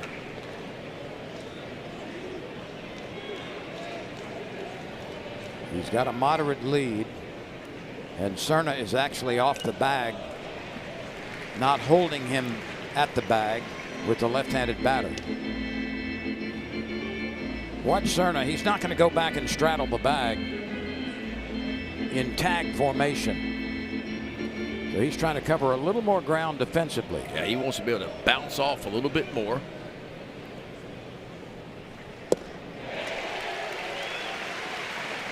Walk took a rip.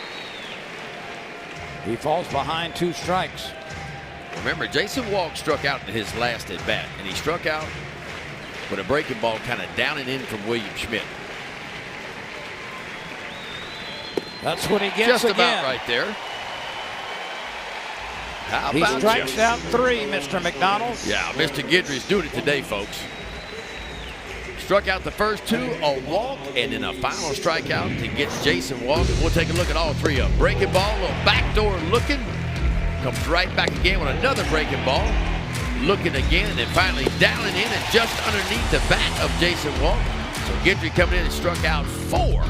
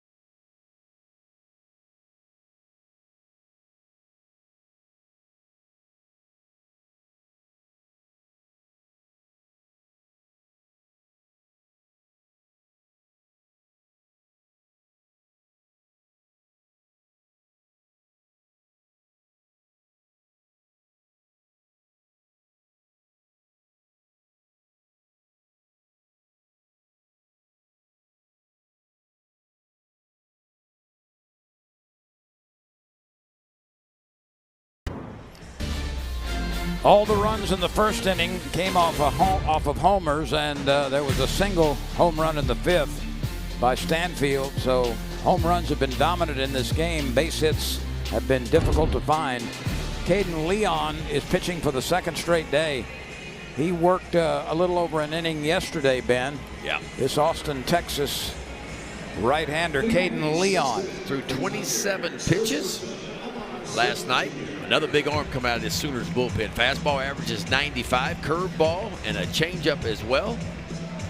But he's going to be heavy on the fastball and curveball. That's his main two pitches. He's had an outstanding year to this point. He went an inning and a third yesterday. He did not allow a hit. He walked a couple and struck out one. Here's Omar Cerna. He has homered and popped up to second base.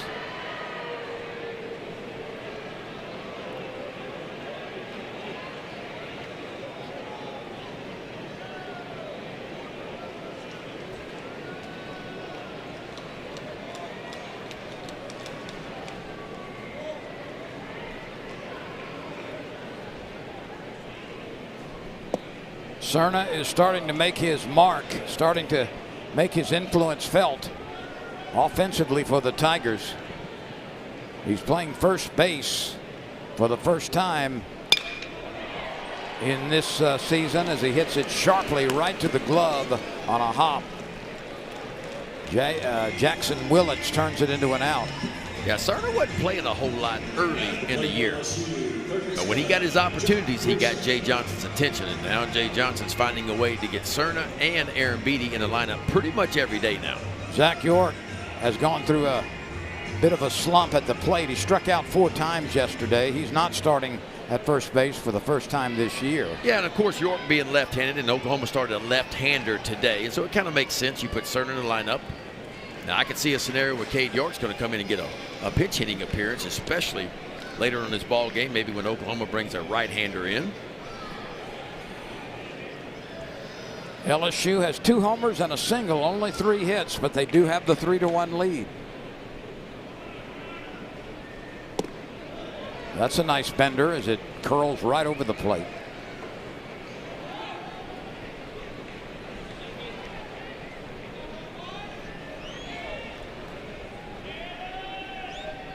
Pearson tattooed one yesterday.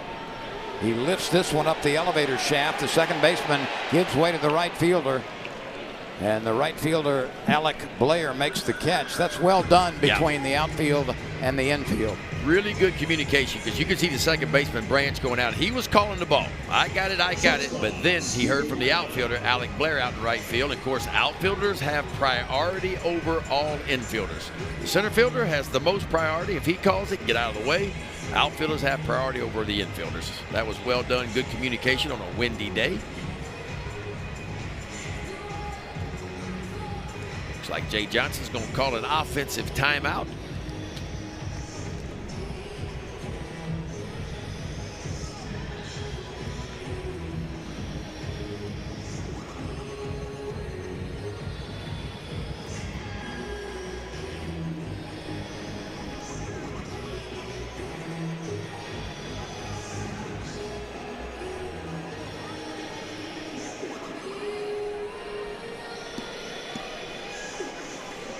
So we're set to resume action. Milam batting from the left side against the right-handed pitching. He's hitting .268 when he bats as a left-hander against right-handed pitching. He's hitting .174 on the other side.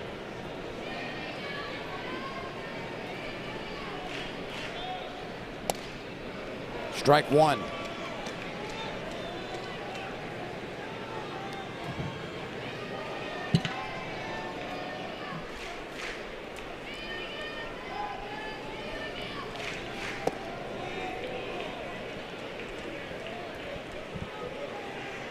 Cord Ragers went 4 1/3. Gavin Jones came on for a short relief stint. And now Caden Leon.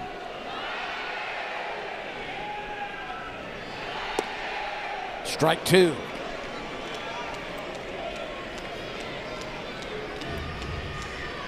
Skip Johnson, the head coach for Oklahoma, he calls all the pitches.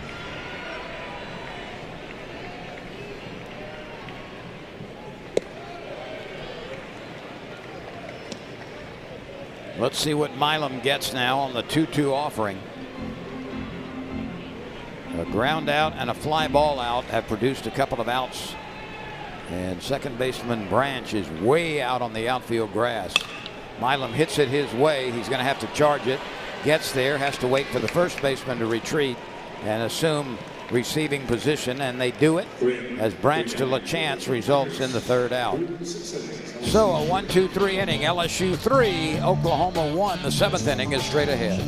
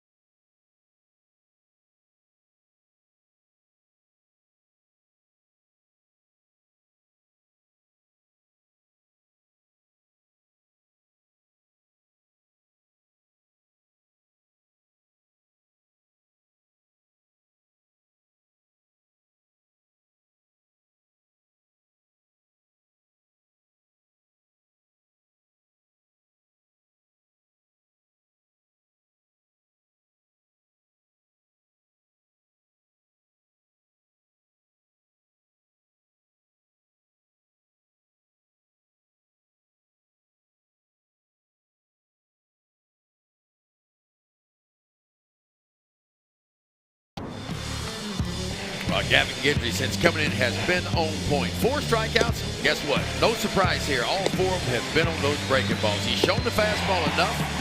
He's made his hay with those breaking balls. He has been outstanding at this point, kind of following right behind William Schmidt. Big difference in this ball game. Oklahoma has had some opportunities today. 2 for 9 with runners on, and how about 0 for 6 runners in scoring position. And if you go look at the 3 games so far, Oklahoma just 3 for 23 with runners in scoring position in these 3 games. So LSU pitching has found a way to elevate in the big moments. Indeed. Are you ready for some SEC updates? I'm always ready for some SEC updates. In the 6th, Kentucky leads Ole Miss. It's 8-5. Alabama over Florida 4-2 in the 7th. Georgia 4-2 over Texas A&M in the 6th. Arkansas has scored early, 1-0 over South Carolina in the 4th.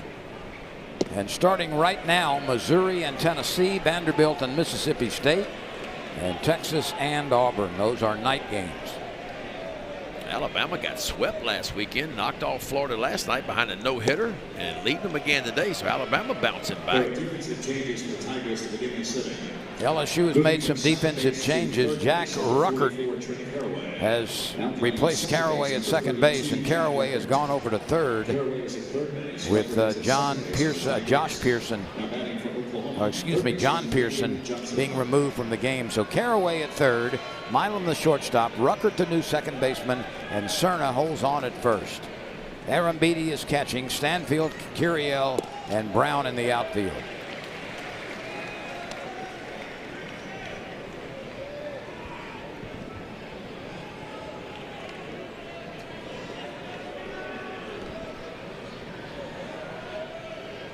Gamble at first base after drawing the walk. He's been aboard 3 times. He has struck out, walked twice, and singled. And here is Camden Johnson. His first inning home run is the only time that Oklahoma has changed the scoreboard.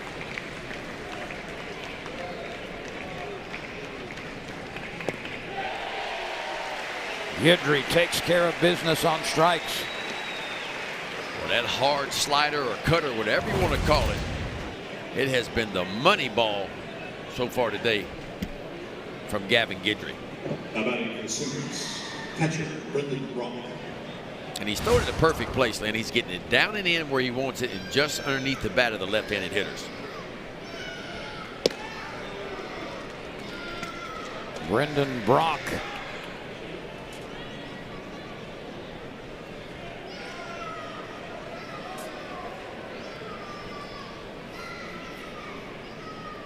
Brock has fanned 3 times.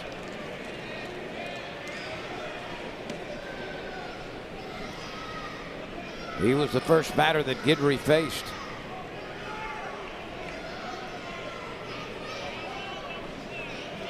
William Schmidt started. He went 4 innings. He allowed 6 hits and a run. He walked 2, struck out 7. Brendan Brock was the SEC Player of the Week last week. Had a monster week. A couple of homers, 8 RBIs. And he is the big bat in this lineup. Guidry spins it in again.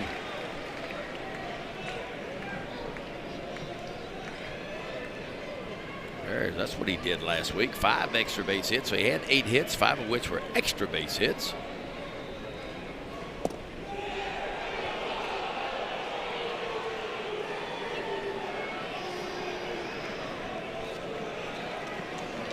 A runner at first base with 1 out. Careful here.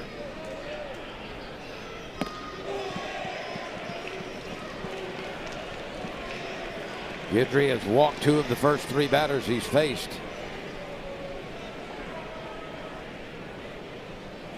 I've got LSU with 12 strikeouts against 4 walks tonight. Can the Tigers pitch out of trouble again? They've done it a few times.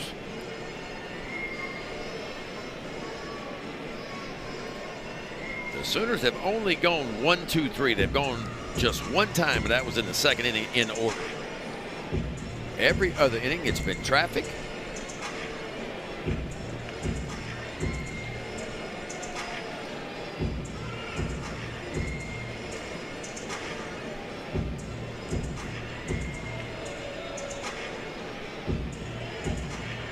Now batting shortstop, Jackson Willis.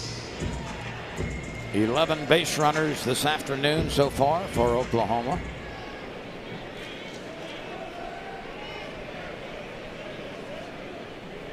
Willits takes a strike. Guidry starts him with a fastball.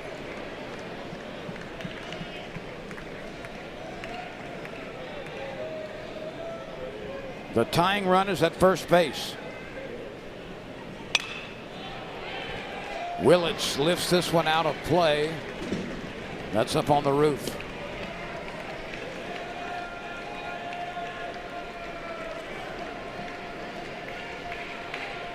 Guidry works ahead. 2 strikes, 1 out, 2 aboard. LSU 3, Oklahoma 1. Elevated fastball to get strike 2. Be ready for the breaking ball down, and Aaron Beatty's going to have to block it if it gets in the dirt. Maybe a little bit higher than he wanted it.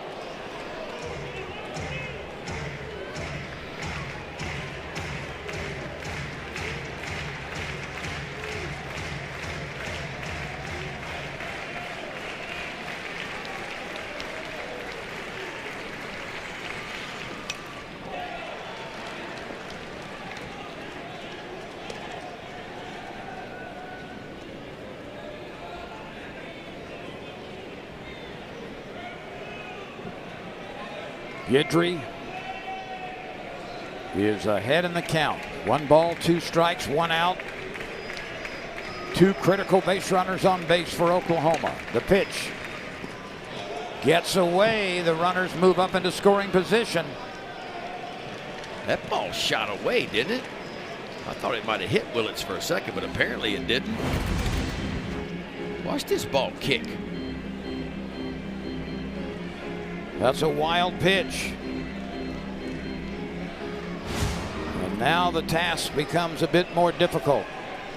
Guidry really needs a strikeout here with 1 out and a runner at third and another one at second. The 2-2 pitch. He struck him out swinging. And he didn't go with the hard cutter this time. It was the big curveball. Boy, watch this. This is a thing of beauty. You talk about tough to navigate if you're standing at home plate. Now, first baseman, Dayton LaChance. 6 strikeouts for Guidry.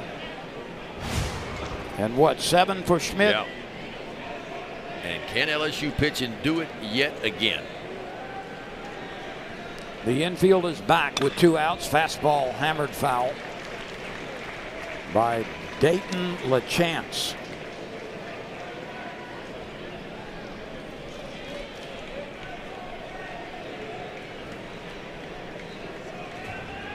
LaChance represents the go-ahead run. Brock at second base is the would-be tying run. We play in the 7th. 3-1 LSU. All 3 runs coming off home runs. And Oklahoma just searching for that big base hit. It has eluded them today. So many opportunities with runners in score position, and they are here yet again. LaChance is a .400 hitter so far this year with runners in scoring position. In fact, well over that, .469. Let's let the crowd tell you what happens. 2 outs, 2 on, 2-run ball game. LSU leading. A 1-2 count on Dayton LaChance. Milam, backhanded side. Can you believe that? Can you believe it? He's like a human vacuum cleaner over there. Stephen Milam, only 5 errors made last year at the shortstop position. He doesn't have 1 this year. That's an incredible play. Love how he got to this ball, circled it to the backhand side, quickly on his feet, and just a dart. And who says you don't have enough arm to play the deep shortstop position? Mr. Milam, a bullet, a perfect throw, and LSU off the field.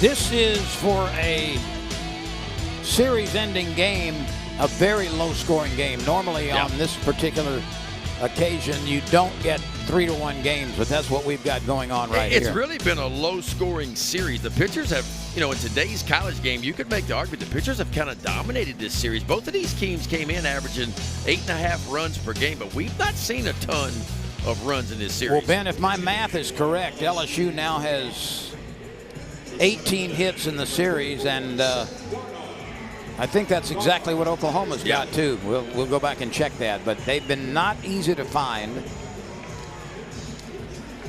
Coming into this game, Oklahoma had 12 hits in the series. LSU had 15. So each team has 18 hits to this point in the 3-game series. Dardar taking an at-bat right here, pops it up a mile in the air and handled by the third baseman. At the plate for the Tigers, left fielder, Chris Stanfield. I mean, it's been a total of 18 runs. A total of 18 runs scored in this series.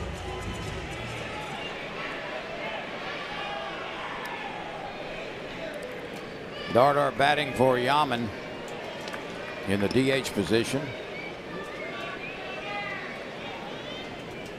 Here's Chris Stanfield. He gave LSU some very important insurance with his first home run of the season in his last at bat.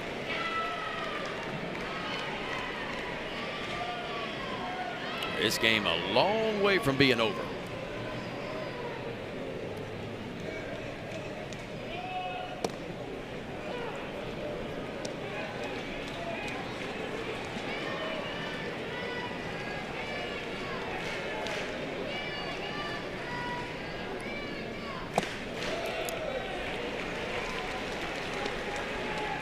Stanfield has earned well-deserved recognition for his support of the Miracle League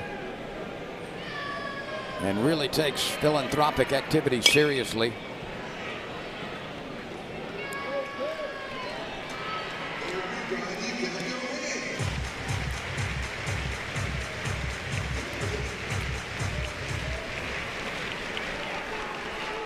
You can see he chokes up maybe an inch and a half. Punches this one the other way.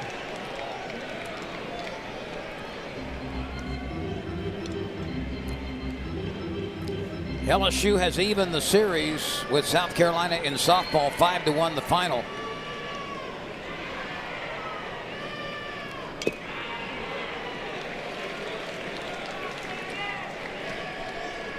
LSU lost in 12 innings last night in softball, but comes back to even the series 5-1 at South Carolina. CC Silura got the victory in the circle.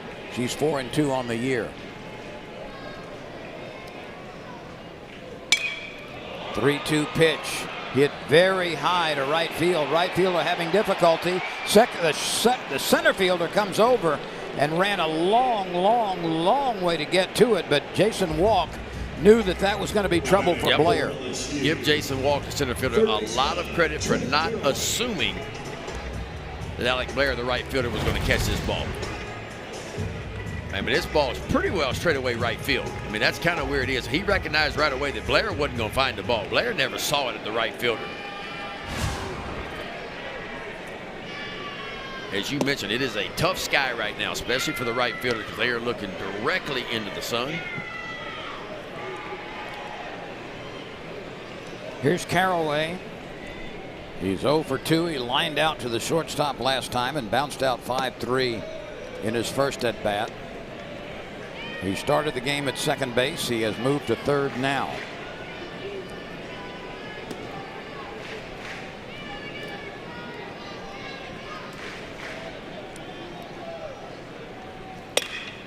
Caraway lofts one into center field, and that's his first base hit. It comes with 2 outs. Trent Caraway got off to a good start for the Tigers, too. He did. Slowed down a little bit.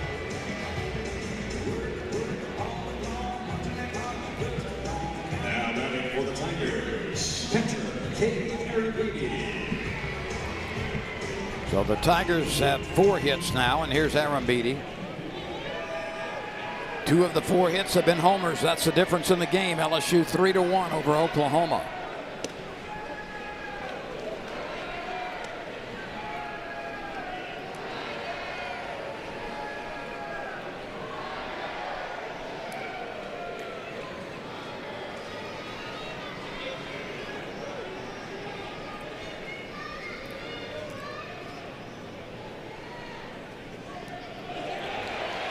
That's going to move Caraway into scoring position.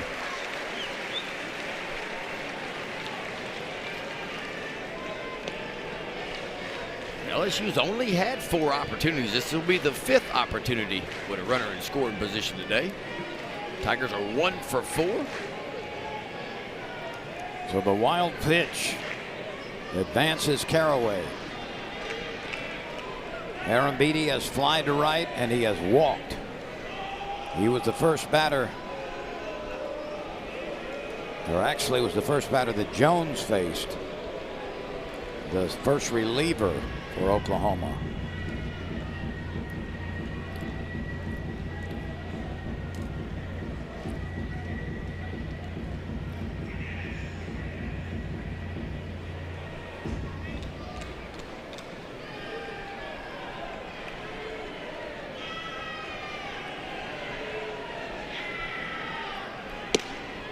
3 balls, no strikes.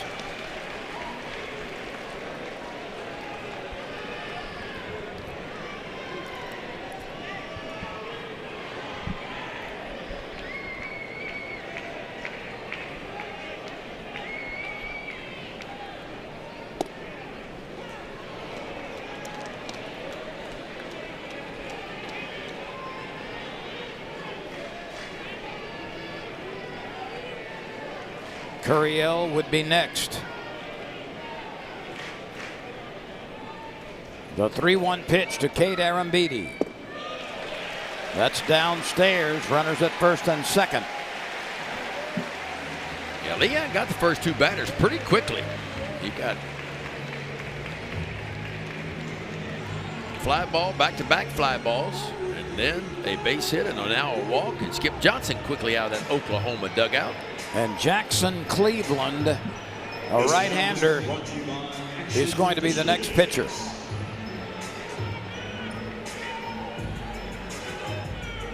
So we'll take a timeout right here and see if LSU can advance its lead. The Tigers have a 3-1 advantage.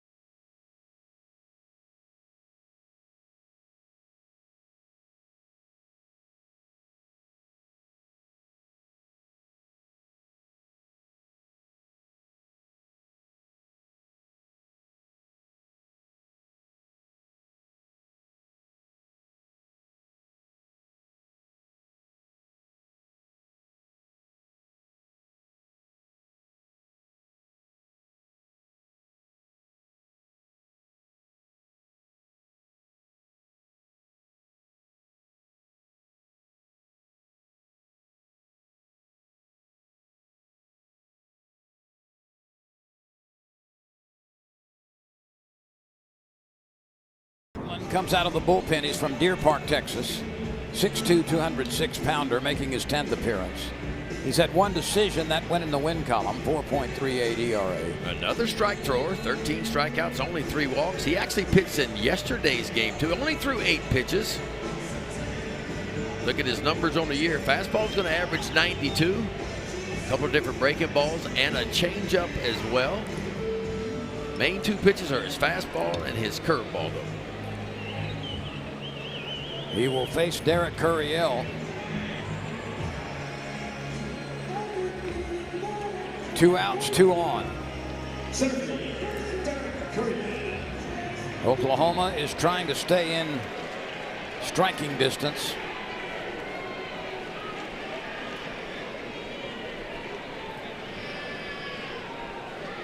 LSU looking for a little insurance. Oklahoma trying to draw a line in the sand right here. Camden Johnson was the second batter back in the first inning. He homered, and since then there have been 6 zeros put on the board.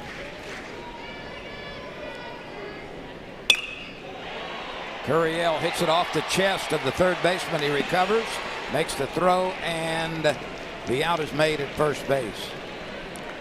So Johnson recovered, got Curiel. 1 pitch, 1 out from Jackson Cleveland. We remain LSU 3, Oklahoma 1.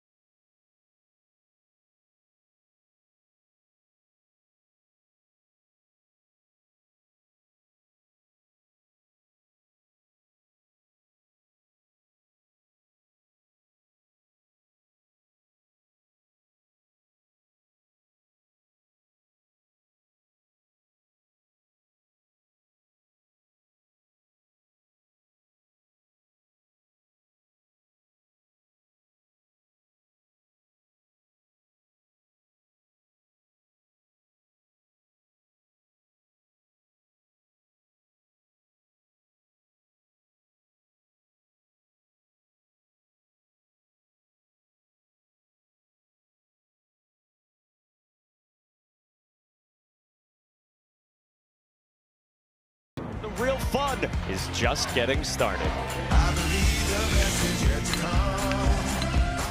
This is why I love this sport so much. Right where we should be this time of year. The celebration is on. On a beautiful day in Baton Rouge, Louisiana, we've got a dandy ball game working. Only 10 hits. Oklahoma took the lead in the top of the first on a home run. LSU regained the lead with a 2-run homer in the bottom of the first. They got a solo home run in the 6th, or make that the 5th, and we play in the 8th right now with a 3-1 score. LSU holding on. Guidry has come out of the bullpen. He's been effective so far.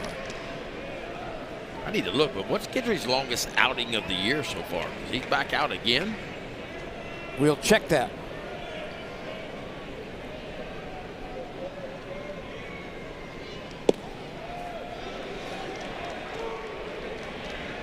LSU does have some bullpen activity. It's the big right-hander Devin Sharon is heating up.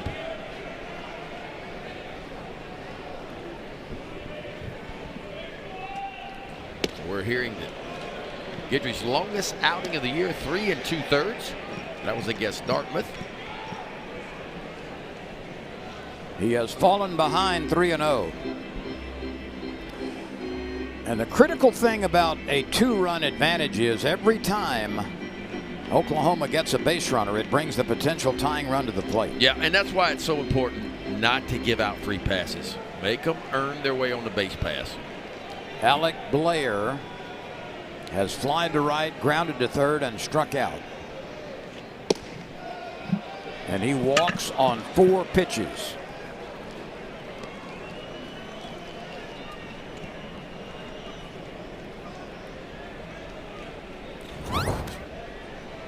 Guidry has walked 1, 2, 3, 4 now. That's been the only blemish to his relief outing today.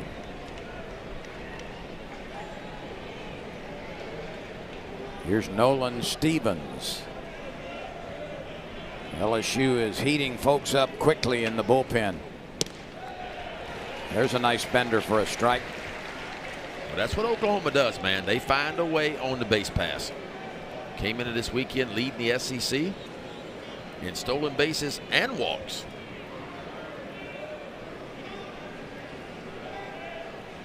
Hadn't seen many of those from Guidry. Took a little off with a changeup. Oklahoma is 0 out of 8 with runners in scoring position. 0 for 4 with a runner at third base and less than 2 outs.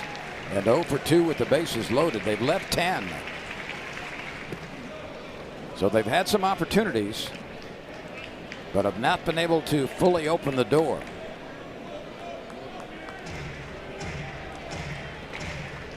Yeah, and give LSU pitching staff credit. I mean, again, they have found a way in those big moments to elevate and be a little bit better than this Sooner offense to this point. Here's a big moment here. Guidry misses upstairs.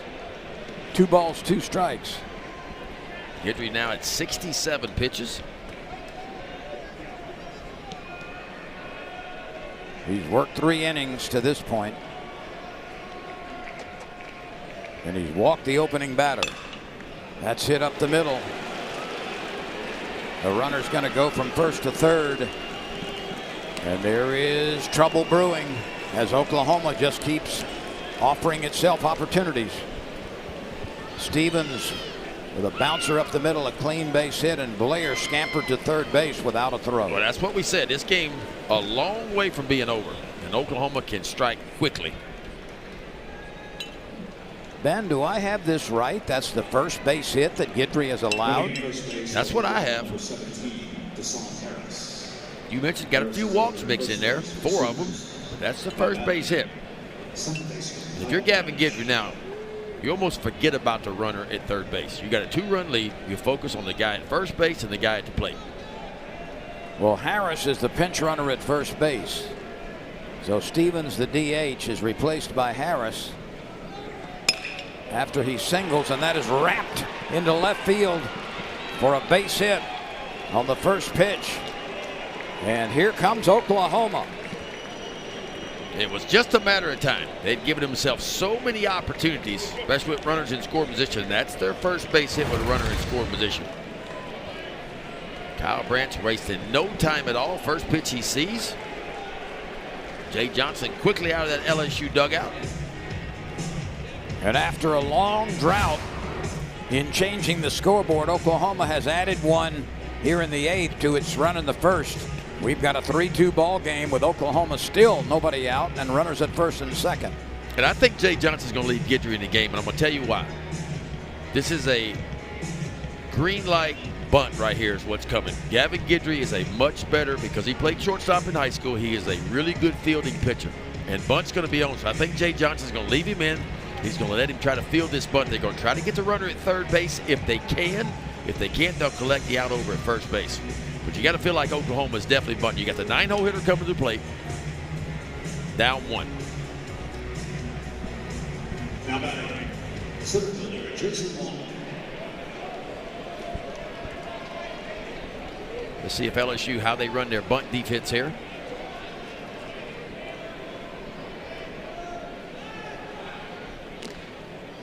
Pick off first just to keep them close to the bag. The closer you can keep that runner at second base, the better chance you're going to have to try to get that lead out over at third base if a bunt goes down. A walk, a base hit, and an RBI single by Branch have closed the gap. Oklahoma trailing only by 1 and an opportunity to tie or take the lead. 1-0 on Jason Walk. He has an infield hit. He has struck out twice. Guidry was able to strike him out a couple of innings ago. Now the pitcher Guidry, he's going to be responsible for the ball back to him and towards the third base line. Cerna's going to crash hard from first base. If it's a hard bunt to the first baseman Cerna, he may go across the diamond to Caraway to get the lead runner. If it's a hard bunt to Guidry, he'll do the same thing. If it's a good bunt, you get the out at first base. And then you're looking for a strikeout. Well, that's when Sharon will probably come in.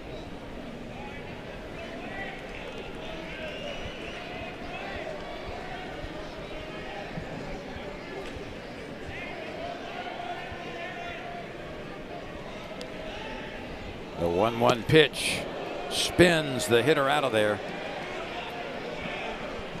2 balls and a strike. Guidry starting to run on fumes a little bit here. That fastball's been 93 to 95. That one 91.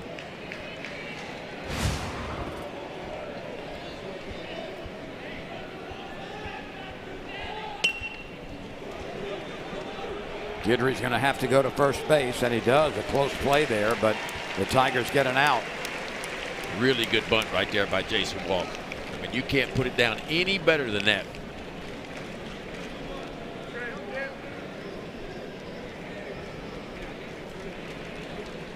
That's the first out.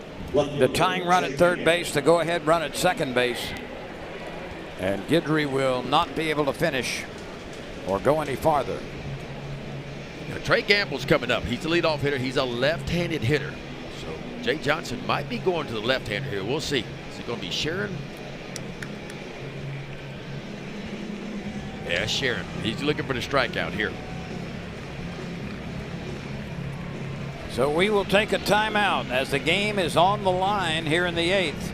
LSU is leading by 1, but Oklahoma is threatening.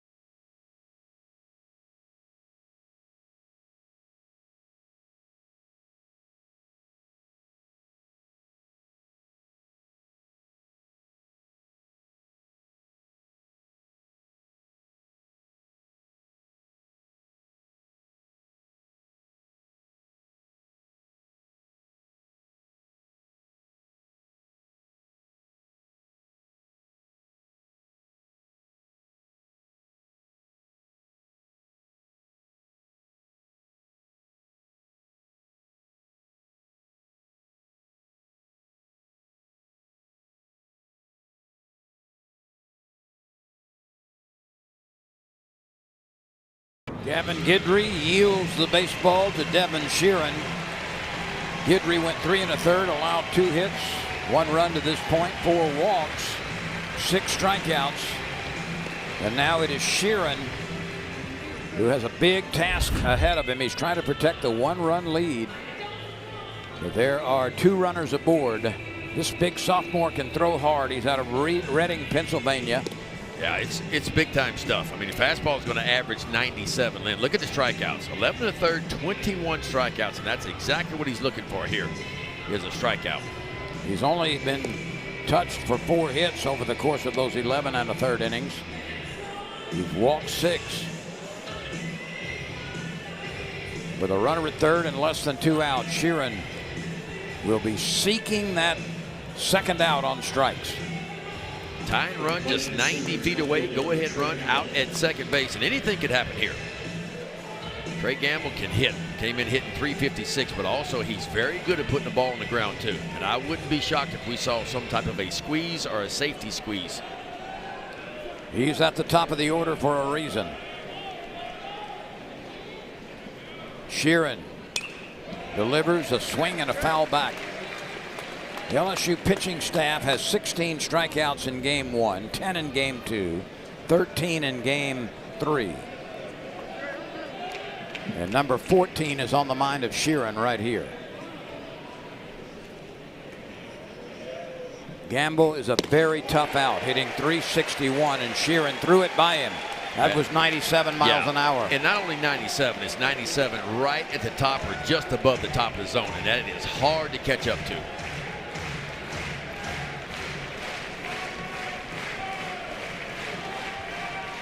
Sheeran quickly ahead, 2 strikes. He dips, he fires, that's slice foul.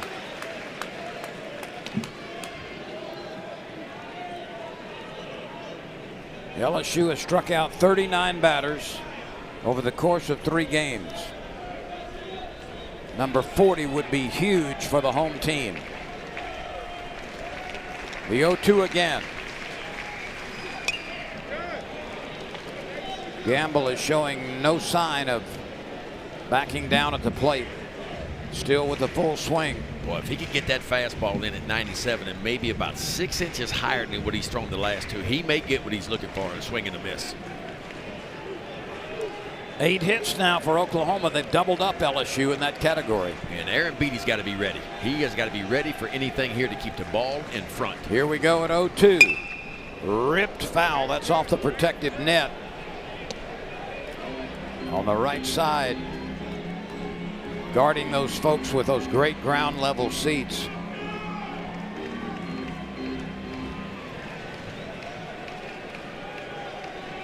What a battle we've got. Sheeran has thrown nothing but strikes. Gamble has spoiled some of them. The pitch. That's down and in. Nice block by Aaron Beatty. That's exactly what you were talking about. You got to be able to trust him. These catchers work so hard, Omar Sumner Jr. and Cade Aaron Beatty, at blocking those balls. Because as a pitcher, I got to know, I got to trust you. Because if I'm going for a strikeout, it's going to be elevated fastballs or breaking balls in the dirt.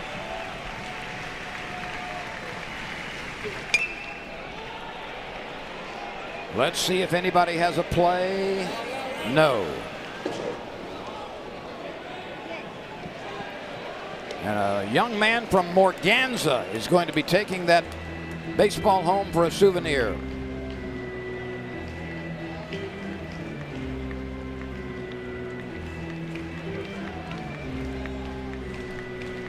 Couple of sliders. I still think elevated fastball, just about letter high, right down the middle. Here comes the 8th pitch of this at bat. He hit him. He sure did.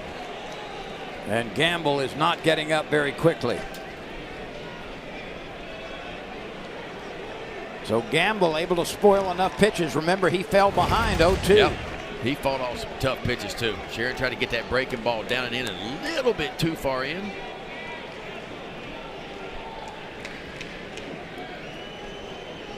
And that's not the worst thing in the world. That sets up a ground ball double play. But Sheeran was 1 pitch away from a strikeout. He just couldn't get it by Gamble on several 2-strike pitches. And now the water gets a little deeper.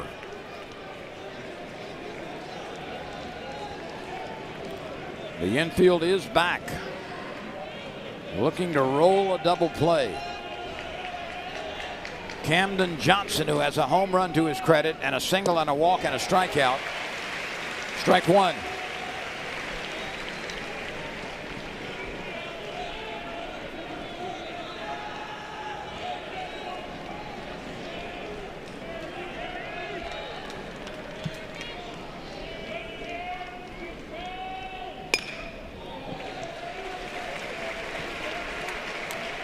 For the second straight batter, Sheeran has 2 strikes.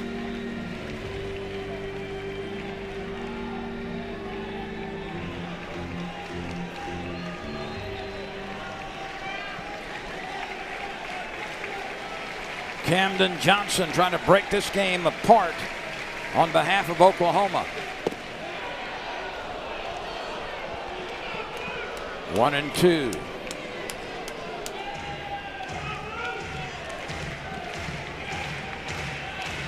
He's 0 for 1 with the bases loaded this year. He's walked a couple of times and been hit by a pitch. Has Camden Johnson. Sheeran to the plate. Ground ball, might be a pair. Fumbled by Ruckert, gets the out at first. But he had a really good opportunity to turn 2 and just could not make that initial pickup. And that's why Ruckert's in the game. We've seen Jay Johnson do this time and time again. Is challenging the ruling of out at first base. It was a tailor-made double play, a little bit of a bobble by Ruckert. Looked like he collected the out over at first base, though.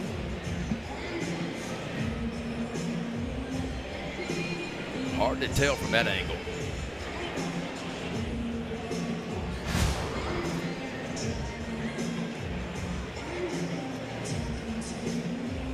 So Birmingham, the review panel there. You youngsters at home, don't slide into first base. It is not faster to slide into first base. Run through the bag. How many times have you ever seen Usain Bolt dive at the finish line when he's sprinting? How many times have you ever seen him dive? Well, never. Right, because it's not faster. You run through the line. We're going to get the Hawkeye view right here. Boy, that is a close play right there.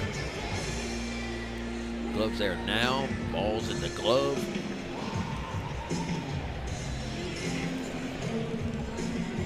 It's hard to tell when he exactly touches the bag. You can almost look for the shadow. When you see the shadow go away, that means his hand is on the bag. See that shadow? Shadow's gone. Not quite. I think he's safe. But it doesn't matter what I think. Well, again, is there enough evidence to overturn the call?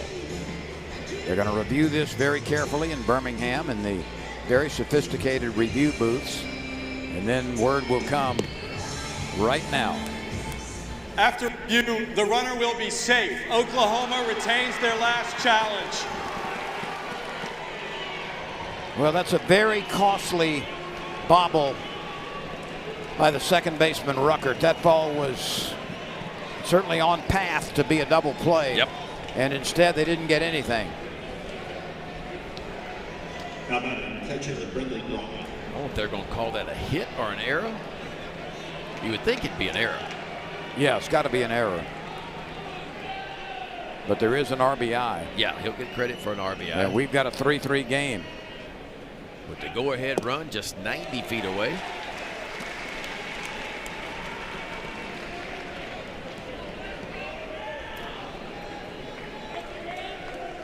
So an error on Ruckert. And the pitch pops the mitt for a strike. 0-2 on Brock. So Ben, on each of the 3 batters that Sheeran has faced, he has picked up 2 quick strikes. But hadn't been able to quite finish with a strikeout. Sometimes it's easy to get 2 strikes. That third one, much more difficult. A liner out to right. This is going to be plenty deep enough to score the go-ahead run for Oklahoma. The runner from second will take third, and that ball is not cut off properly on the infield, and it allowed the runner from first to move up.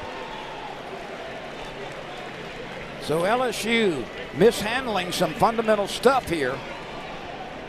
And Oklahoma leads it 4-3 with 3 in the 8th. Well, remember, this is Omar Cerna Jr.'s first time to play first base this year, and this is his cutoff. Any ball hit to the outfield with runners on base, second and third, it's the first baseman's responsibility from right field to be the cutoff guy, and nobody was there.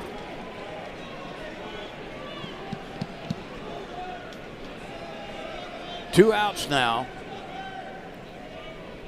But Oklahoma is in an advantageous position. That's going to be a sacrifice and an error on the throw by Brown, although he really didn't have a target to throw it to.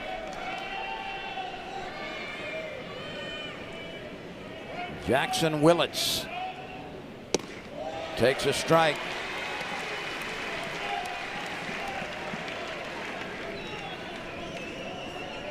Boy, this has been a breakthrough inning for Oklahoma. Oklahoma just keeps coming after you, man. And LSU has helped the cause on a couple of occasions.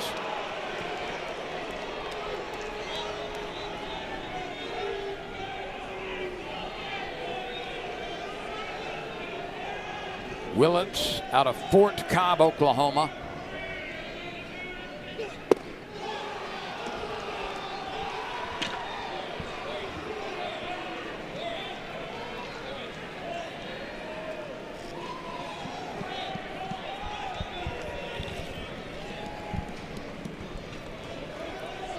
They're going to wave him down on a 3-1 count.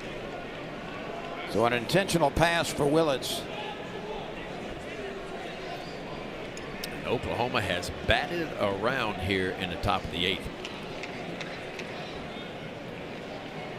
The Tigers have had several opportunities to build a dam around Oklahoma in this inning, but Oklahoma has fought off several 0-2 counts and managed, with some LSU help, to take a 3-run 8th and a chance for more. It's a 4-3 ball game now.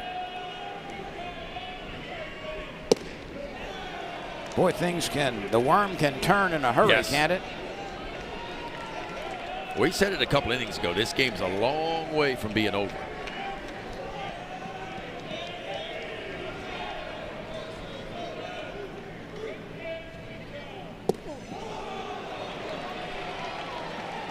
That's the 22nd pitch in relief for Sheeran.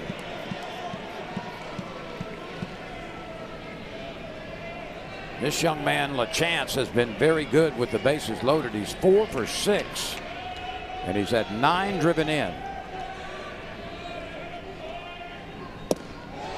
There's a quick strike. 96.5 miles an hour.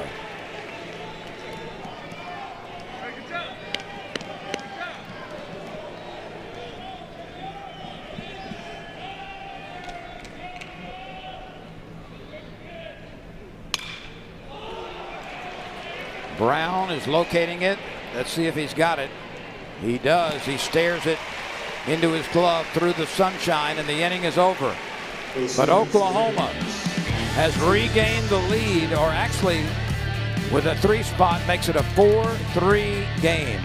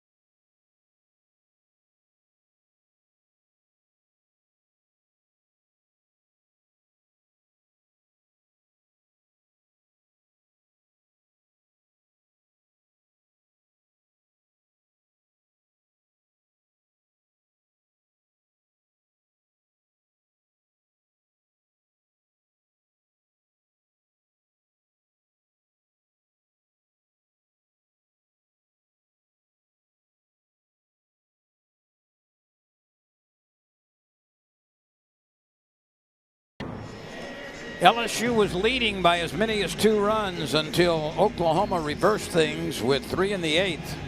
And now the Tigers, with 6 outs remaining at their disposal, trail by 1, 4-3. Oklahoma trying to take 2 out of 3 from LSU in Baton Rouge. Jake Brown has struck out, walked, and bounced into a double play. He's first pitch swinging and lines it foul.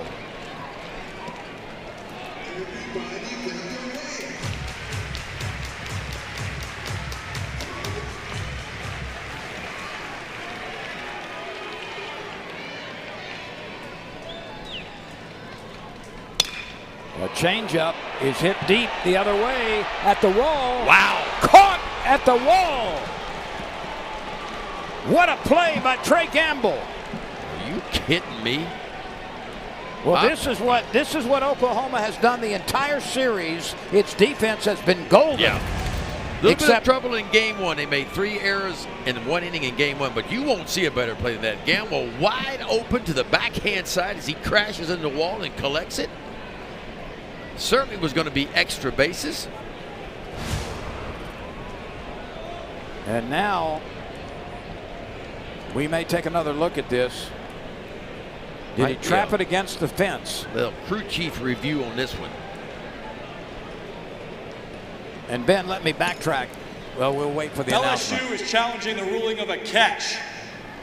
Let me backtrack. Certainly there was that game that you did earlier where there were those 3 errors in 1 inning. But other than that, we've seen some spectacular plays by outfielders, by infielders. Camden Johnson over at third base made a couple of great plays. Indeed. So Oklahoma has certainly made some superb defensive plays. You know, and that's the difference in these SEC series, winning and losing them in these ball games, is making the defensive plays sometimes. LSU had an opportunity and kicked the ball over at second base. Could have been a double play. Could have got the LSU off the field. Play wasn't made, and then Oklahoma makes the play.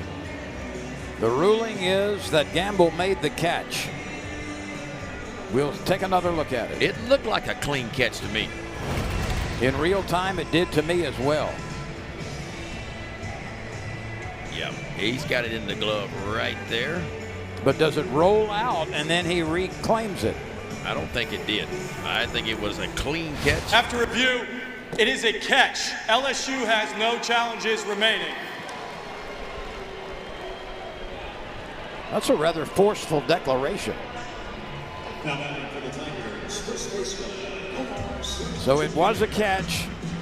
Give full credit to Trey Gamble in left field. Those are the types of things that win ball games. They don't make the headlines the next day, but they win ball games. Here's Cerna. Jackson Cleveland misses with a breaking pitch. 4 runs, 8 hits for Oklahoma, 3 runs. LSU has been limited to 4 hits. 2-0, and the Tigers will take a base runner or 2 any way they can get them. Cerna is played deep and as an opposite field hitter between center field and right.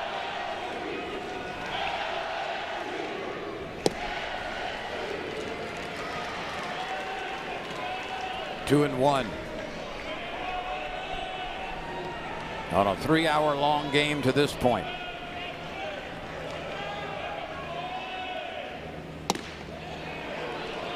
Now the count is even. Cerna taking a pitch over the plate for a 2-2 count. The infield is shifted to the left. Cleveland tried to sneak one over the outside edge. He missed it wide.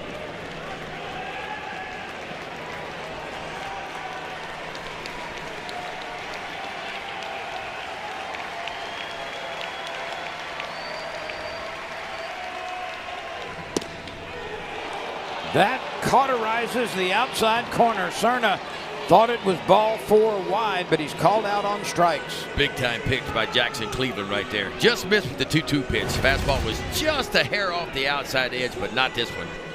That's what I call dotting the I. Too close to take, and a big strikeout. And that's his first strikeout of the game. Boy, the Sooners have some big arms coming out of that dugout. Every reliever we have seen pushes the ball up to the mid-90s. Here's Jack Ruckert making his first at bat. Check it. Ruckert will not come to the plate. This will be Mason Braun, the freshman.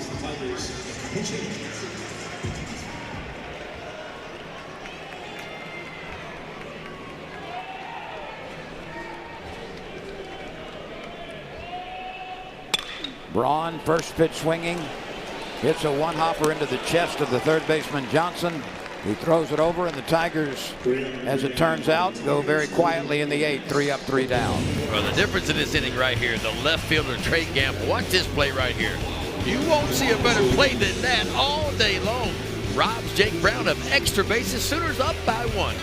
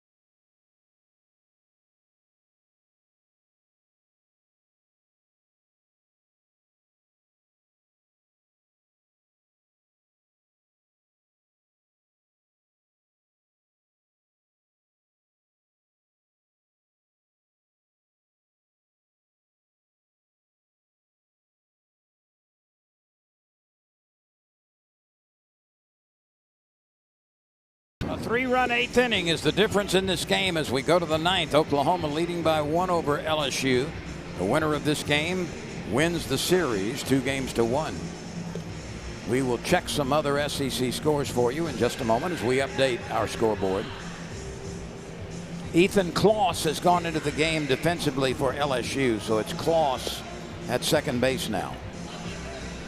Caraway started there, then gave way to Ruckert. Ruckert was pinch hit for, and now it is Kloss.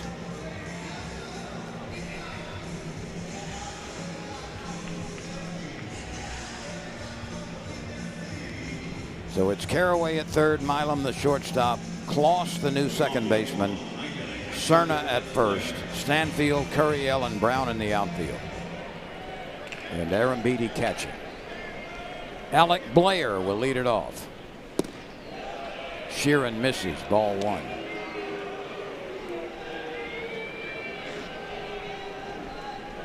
Blair is hitting .300. He's looking for his first base hit. 2-0.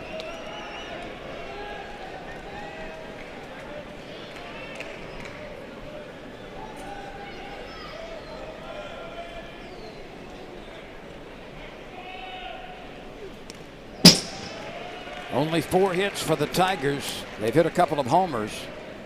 That's the good news. But the other side of that, Ben, they've only had 19 hits in 3 games in this series. A low-scoring series all the way around.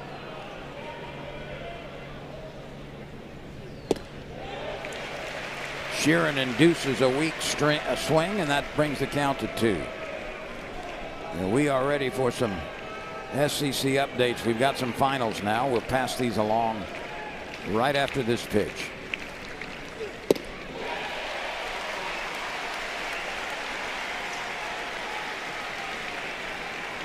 Ole Miss outscored Kentucky 12-9. The Rebels get the win.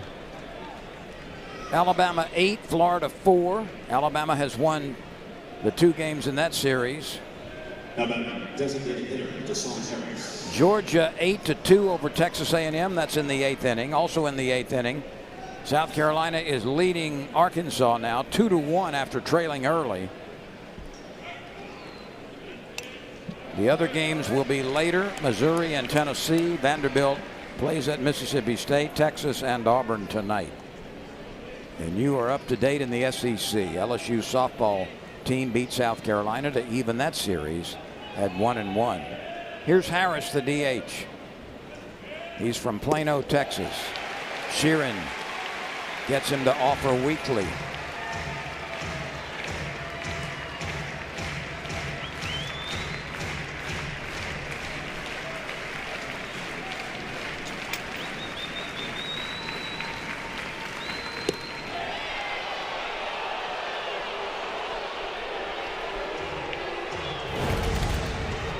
Tried to bend that slider and it looked like just got a little bit too far in.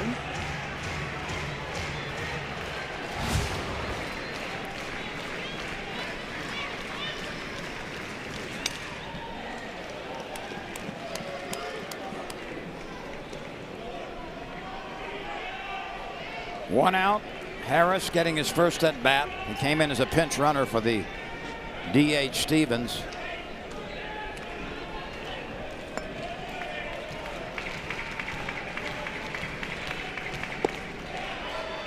That's a little bit wide, and we go to 2-2.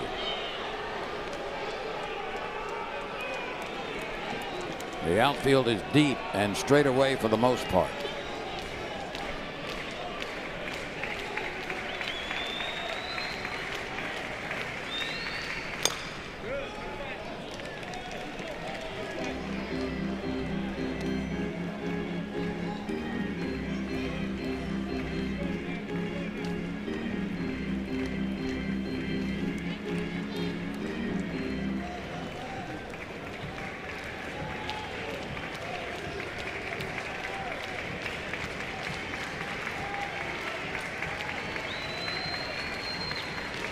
The 2-2 pitch from Sheeran.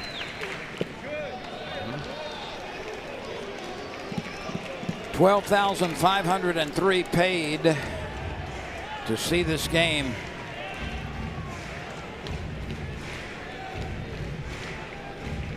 That's the number of tickets that were sold.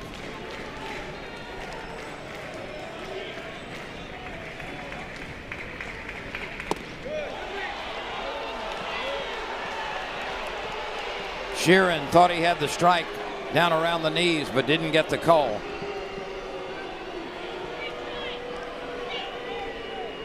And Harris is at first base. We might see him disengage from the bag shortly. He's 5 for 6 in stolen bases this year, is Harris. And with a 1-run lead, they would love to get him into scoring position to add to the advantage. Yeah. Well, Skip Johnson's not any different than most coaches. When they get a lead on you, and what they can do is pressure you up, that's when they even get more aggressive. So I'm like you. I wouldn't be shocked at all if Harris takes off the first couple of pitches.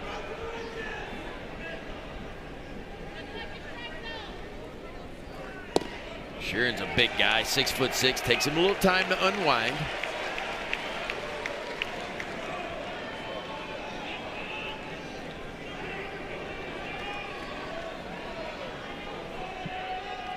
Kyle Branch from Lucas, Texas. And the pitch, there goes the runner. Aaron Beatty never caught the ball. I mean, that's what speed does to you. It speeds you up as a defender. And Aaron Beatty trying to be a little bit too quick because he knows the speed of Harris. That'll be a stolen base since Harris was off with the pitch.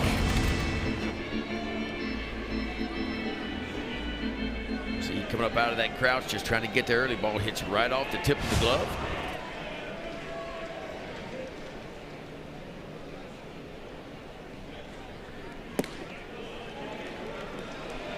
LSU's next game will be Tuesday. Louisiana Tech will be here. We'll have it for you right where we are now on the SEC ESPN network.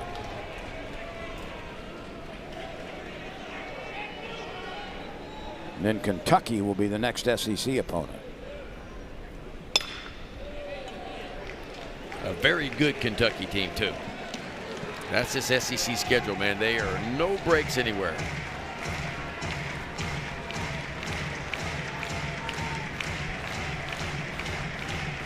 Oklahoma took a 1-0 lead on a home run in the first. Saw that go away with LSU's 2-run homer in the first. Tigers had a 3-1 lead after 5. But a 3-run 8th inning is the difference, as Oklahoma has overtaken LSU and leads it by 1 in the 9th. It's a 4-3 ball game.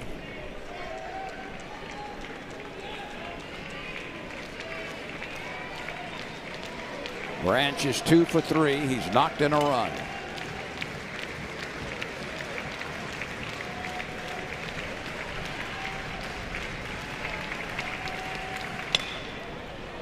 Curiel retreating and gets into the landing zone. The runner from second base tags and makes it easily. So Harris scampers up on the deep fly ball to center field. He's at third base with 2 outs. This is Jason Walk's turn. At the bottom of the order, he has an infield hit. He has struck out twice. And a sacrifice bunt. Well, if you're Oklahoma, you'd love to take a 2-run lead into the bottom of the 9th inning. If you're LSU, you got to keep it right where it's at.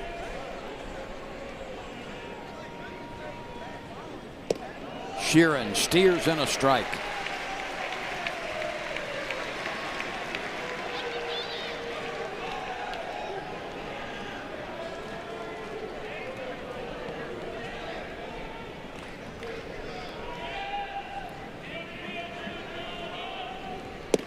And another one. Back-to-back sliders just on the outside edge. Both of them back door.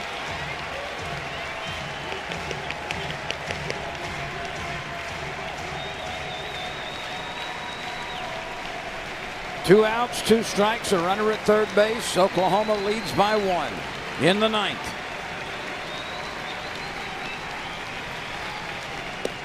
He struck him out swinging. And Sheeran leaves a runner at third. But the Tigers need 1 to tie, 2 to win as we go to the bottom of the 9th inning in Baton Rouge.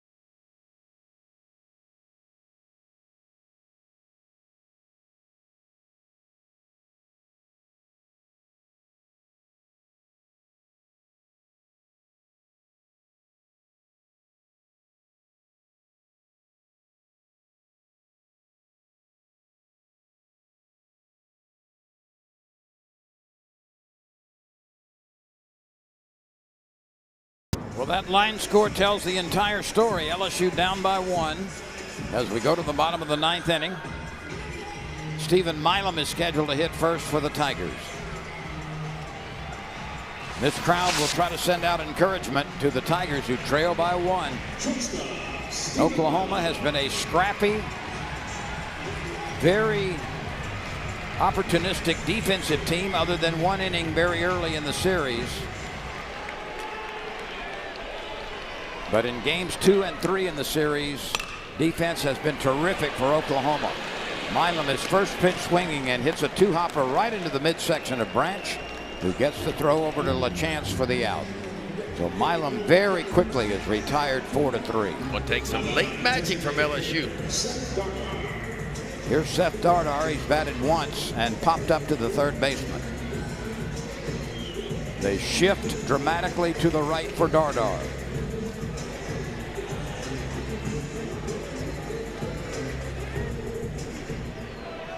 Hitting .224. Ball one high, couple of homers. Most of the damage he has done offensively this year has come early. The Tigers let a 3-1 lead get away when they allowed 3 in the 8th. Dardar hits a little soft dropping liner that's caught by the second baseman. Branch was in the right place. And now there are 2 outs.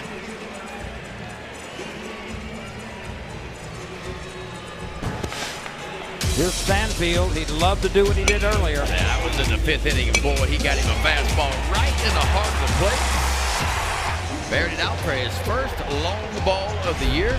At the time, that put LSU up 3-1. It looked pretty good, but a 3-run 8th by Oklahoma has changed it. Steve right to Stanfield.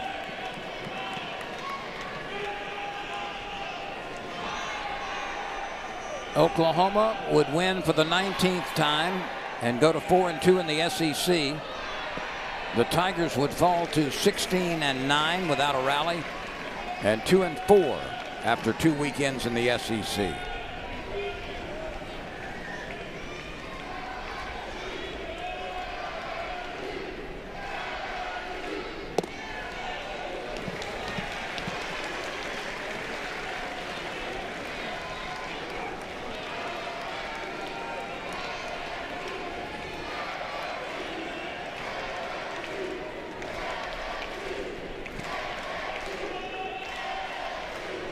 Stanfield chops it to the left side. It's a fair ball behind the bag, and this game is over. Johnson to LaChance for the out. Cleveland is the winning pitcher. He's 2-0. Guidry absorbs the loss. He's 3-3. And Oklahoma, with a 3-run 8th inning, or 3-run 7th inning, overcomes an LSU lead. And Ben, the Sooners were scrappy enough and persistent enough to take 2 out of 3. Yeah, and I tell you what, I give Oklahoma relievers a lot of credit. I mean, Rager came in, he gave up 3 runs, but then the relievers for Oklahoma just stacked 0 after 0, gave their offense an opportunity to climb back in. And although Oklahoma on the series, they go 4 for 30 with runners in scoring position, somehow win 2 of 3. So a tough loss to the Tigers. They'll have to regroup. And I tell you what, Oklahoma is rolling. They have won back-to-back SEC series, their first 2 of the year. And so Tigers will have to regroup and get ready for a midweek game, and Kentucky coming to town next weekend. And LSU will have to re-energize its offense, which collected only 19 hits in the 3 games against Oklahoma pitching. Yeah, I mean, LSU, from an offensive standpoint, was not great either. Their runners in scoring position 5 for 29 this weekend. They got to be better with red zone offense. So LSU and Oklahoma are done. The 3-game series goes to Oklahoma 2-1. For Ben McDonald, I'm Len Rollins. This has been a presentation of ESPN.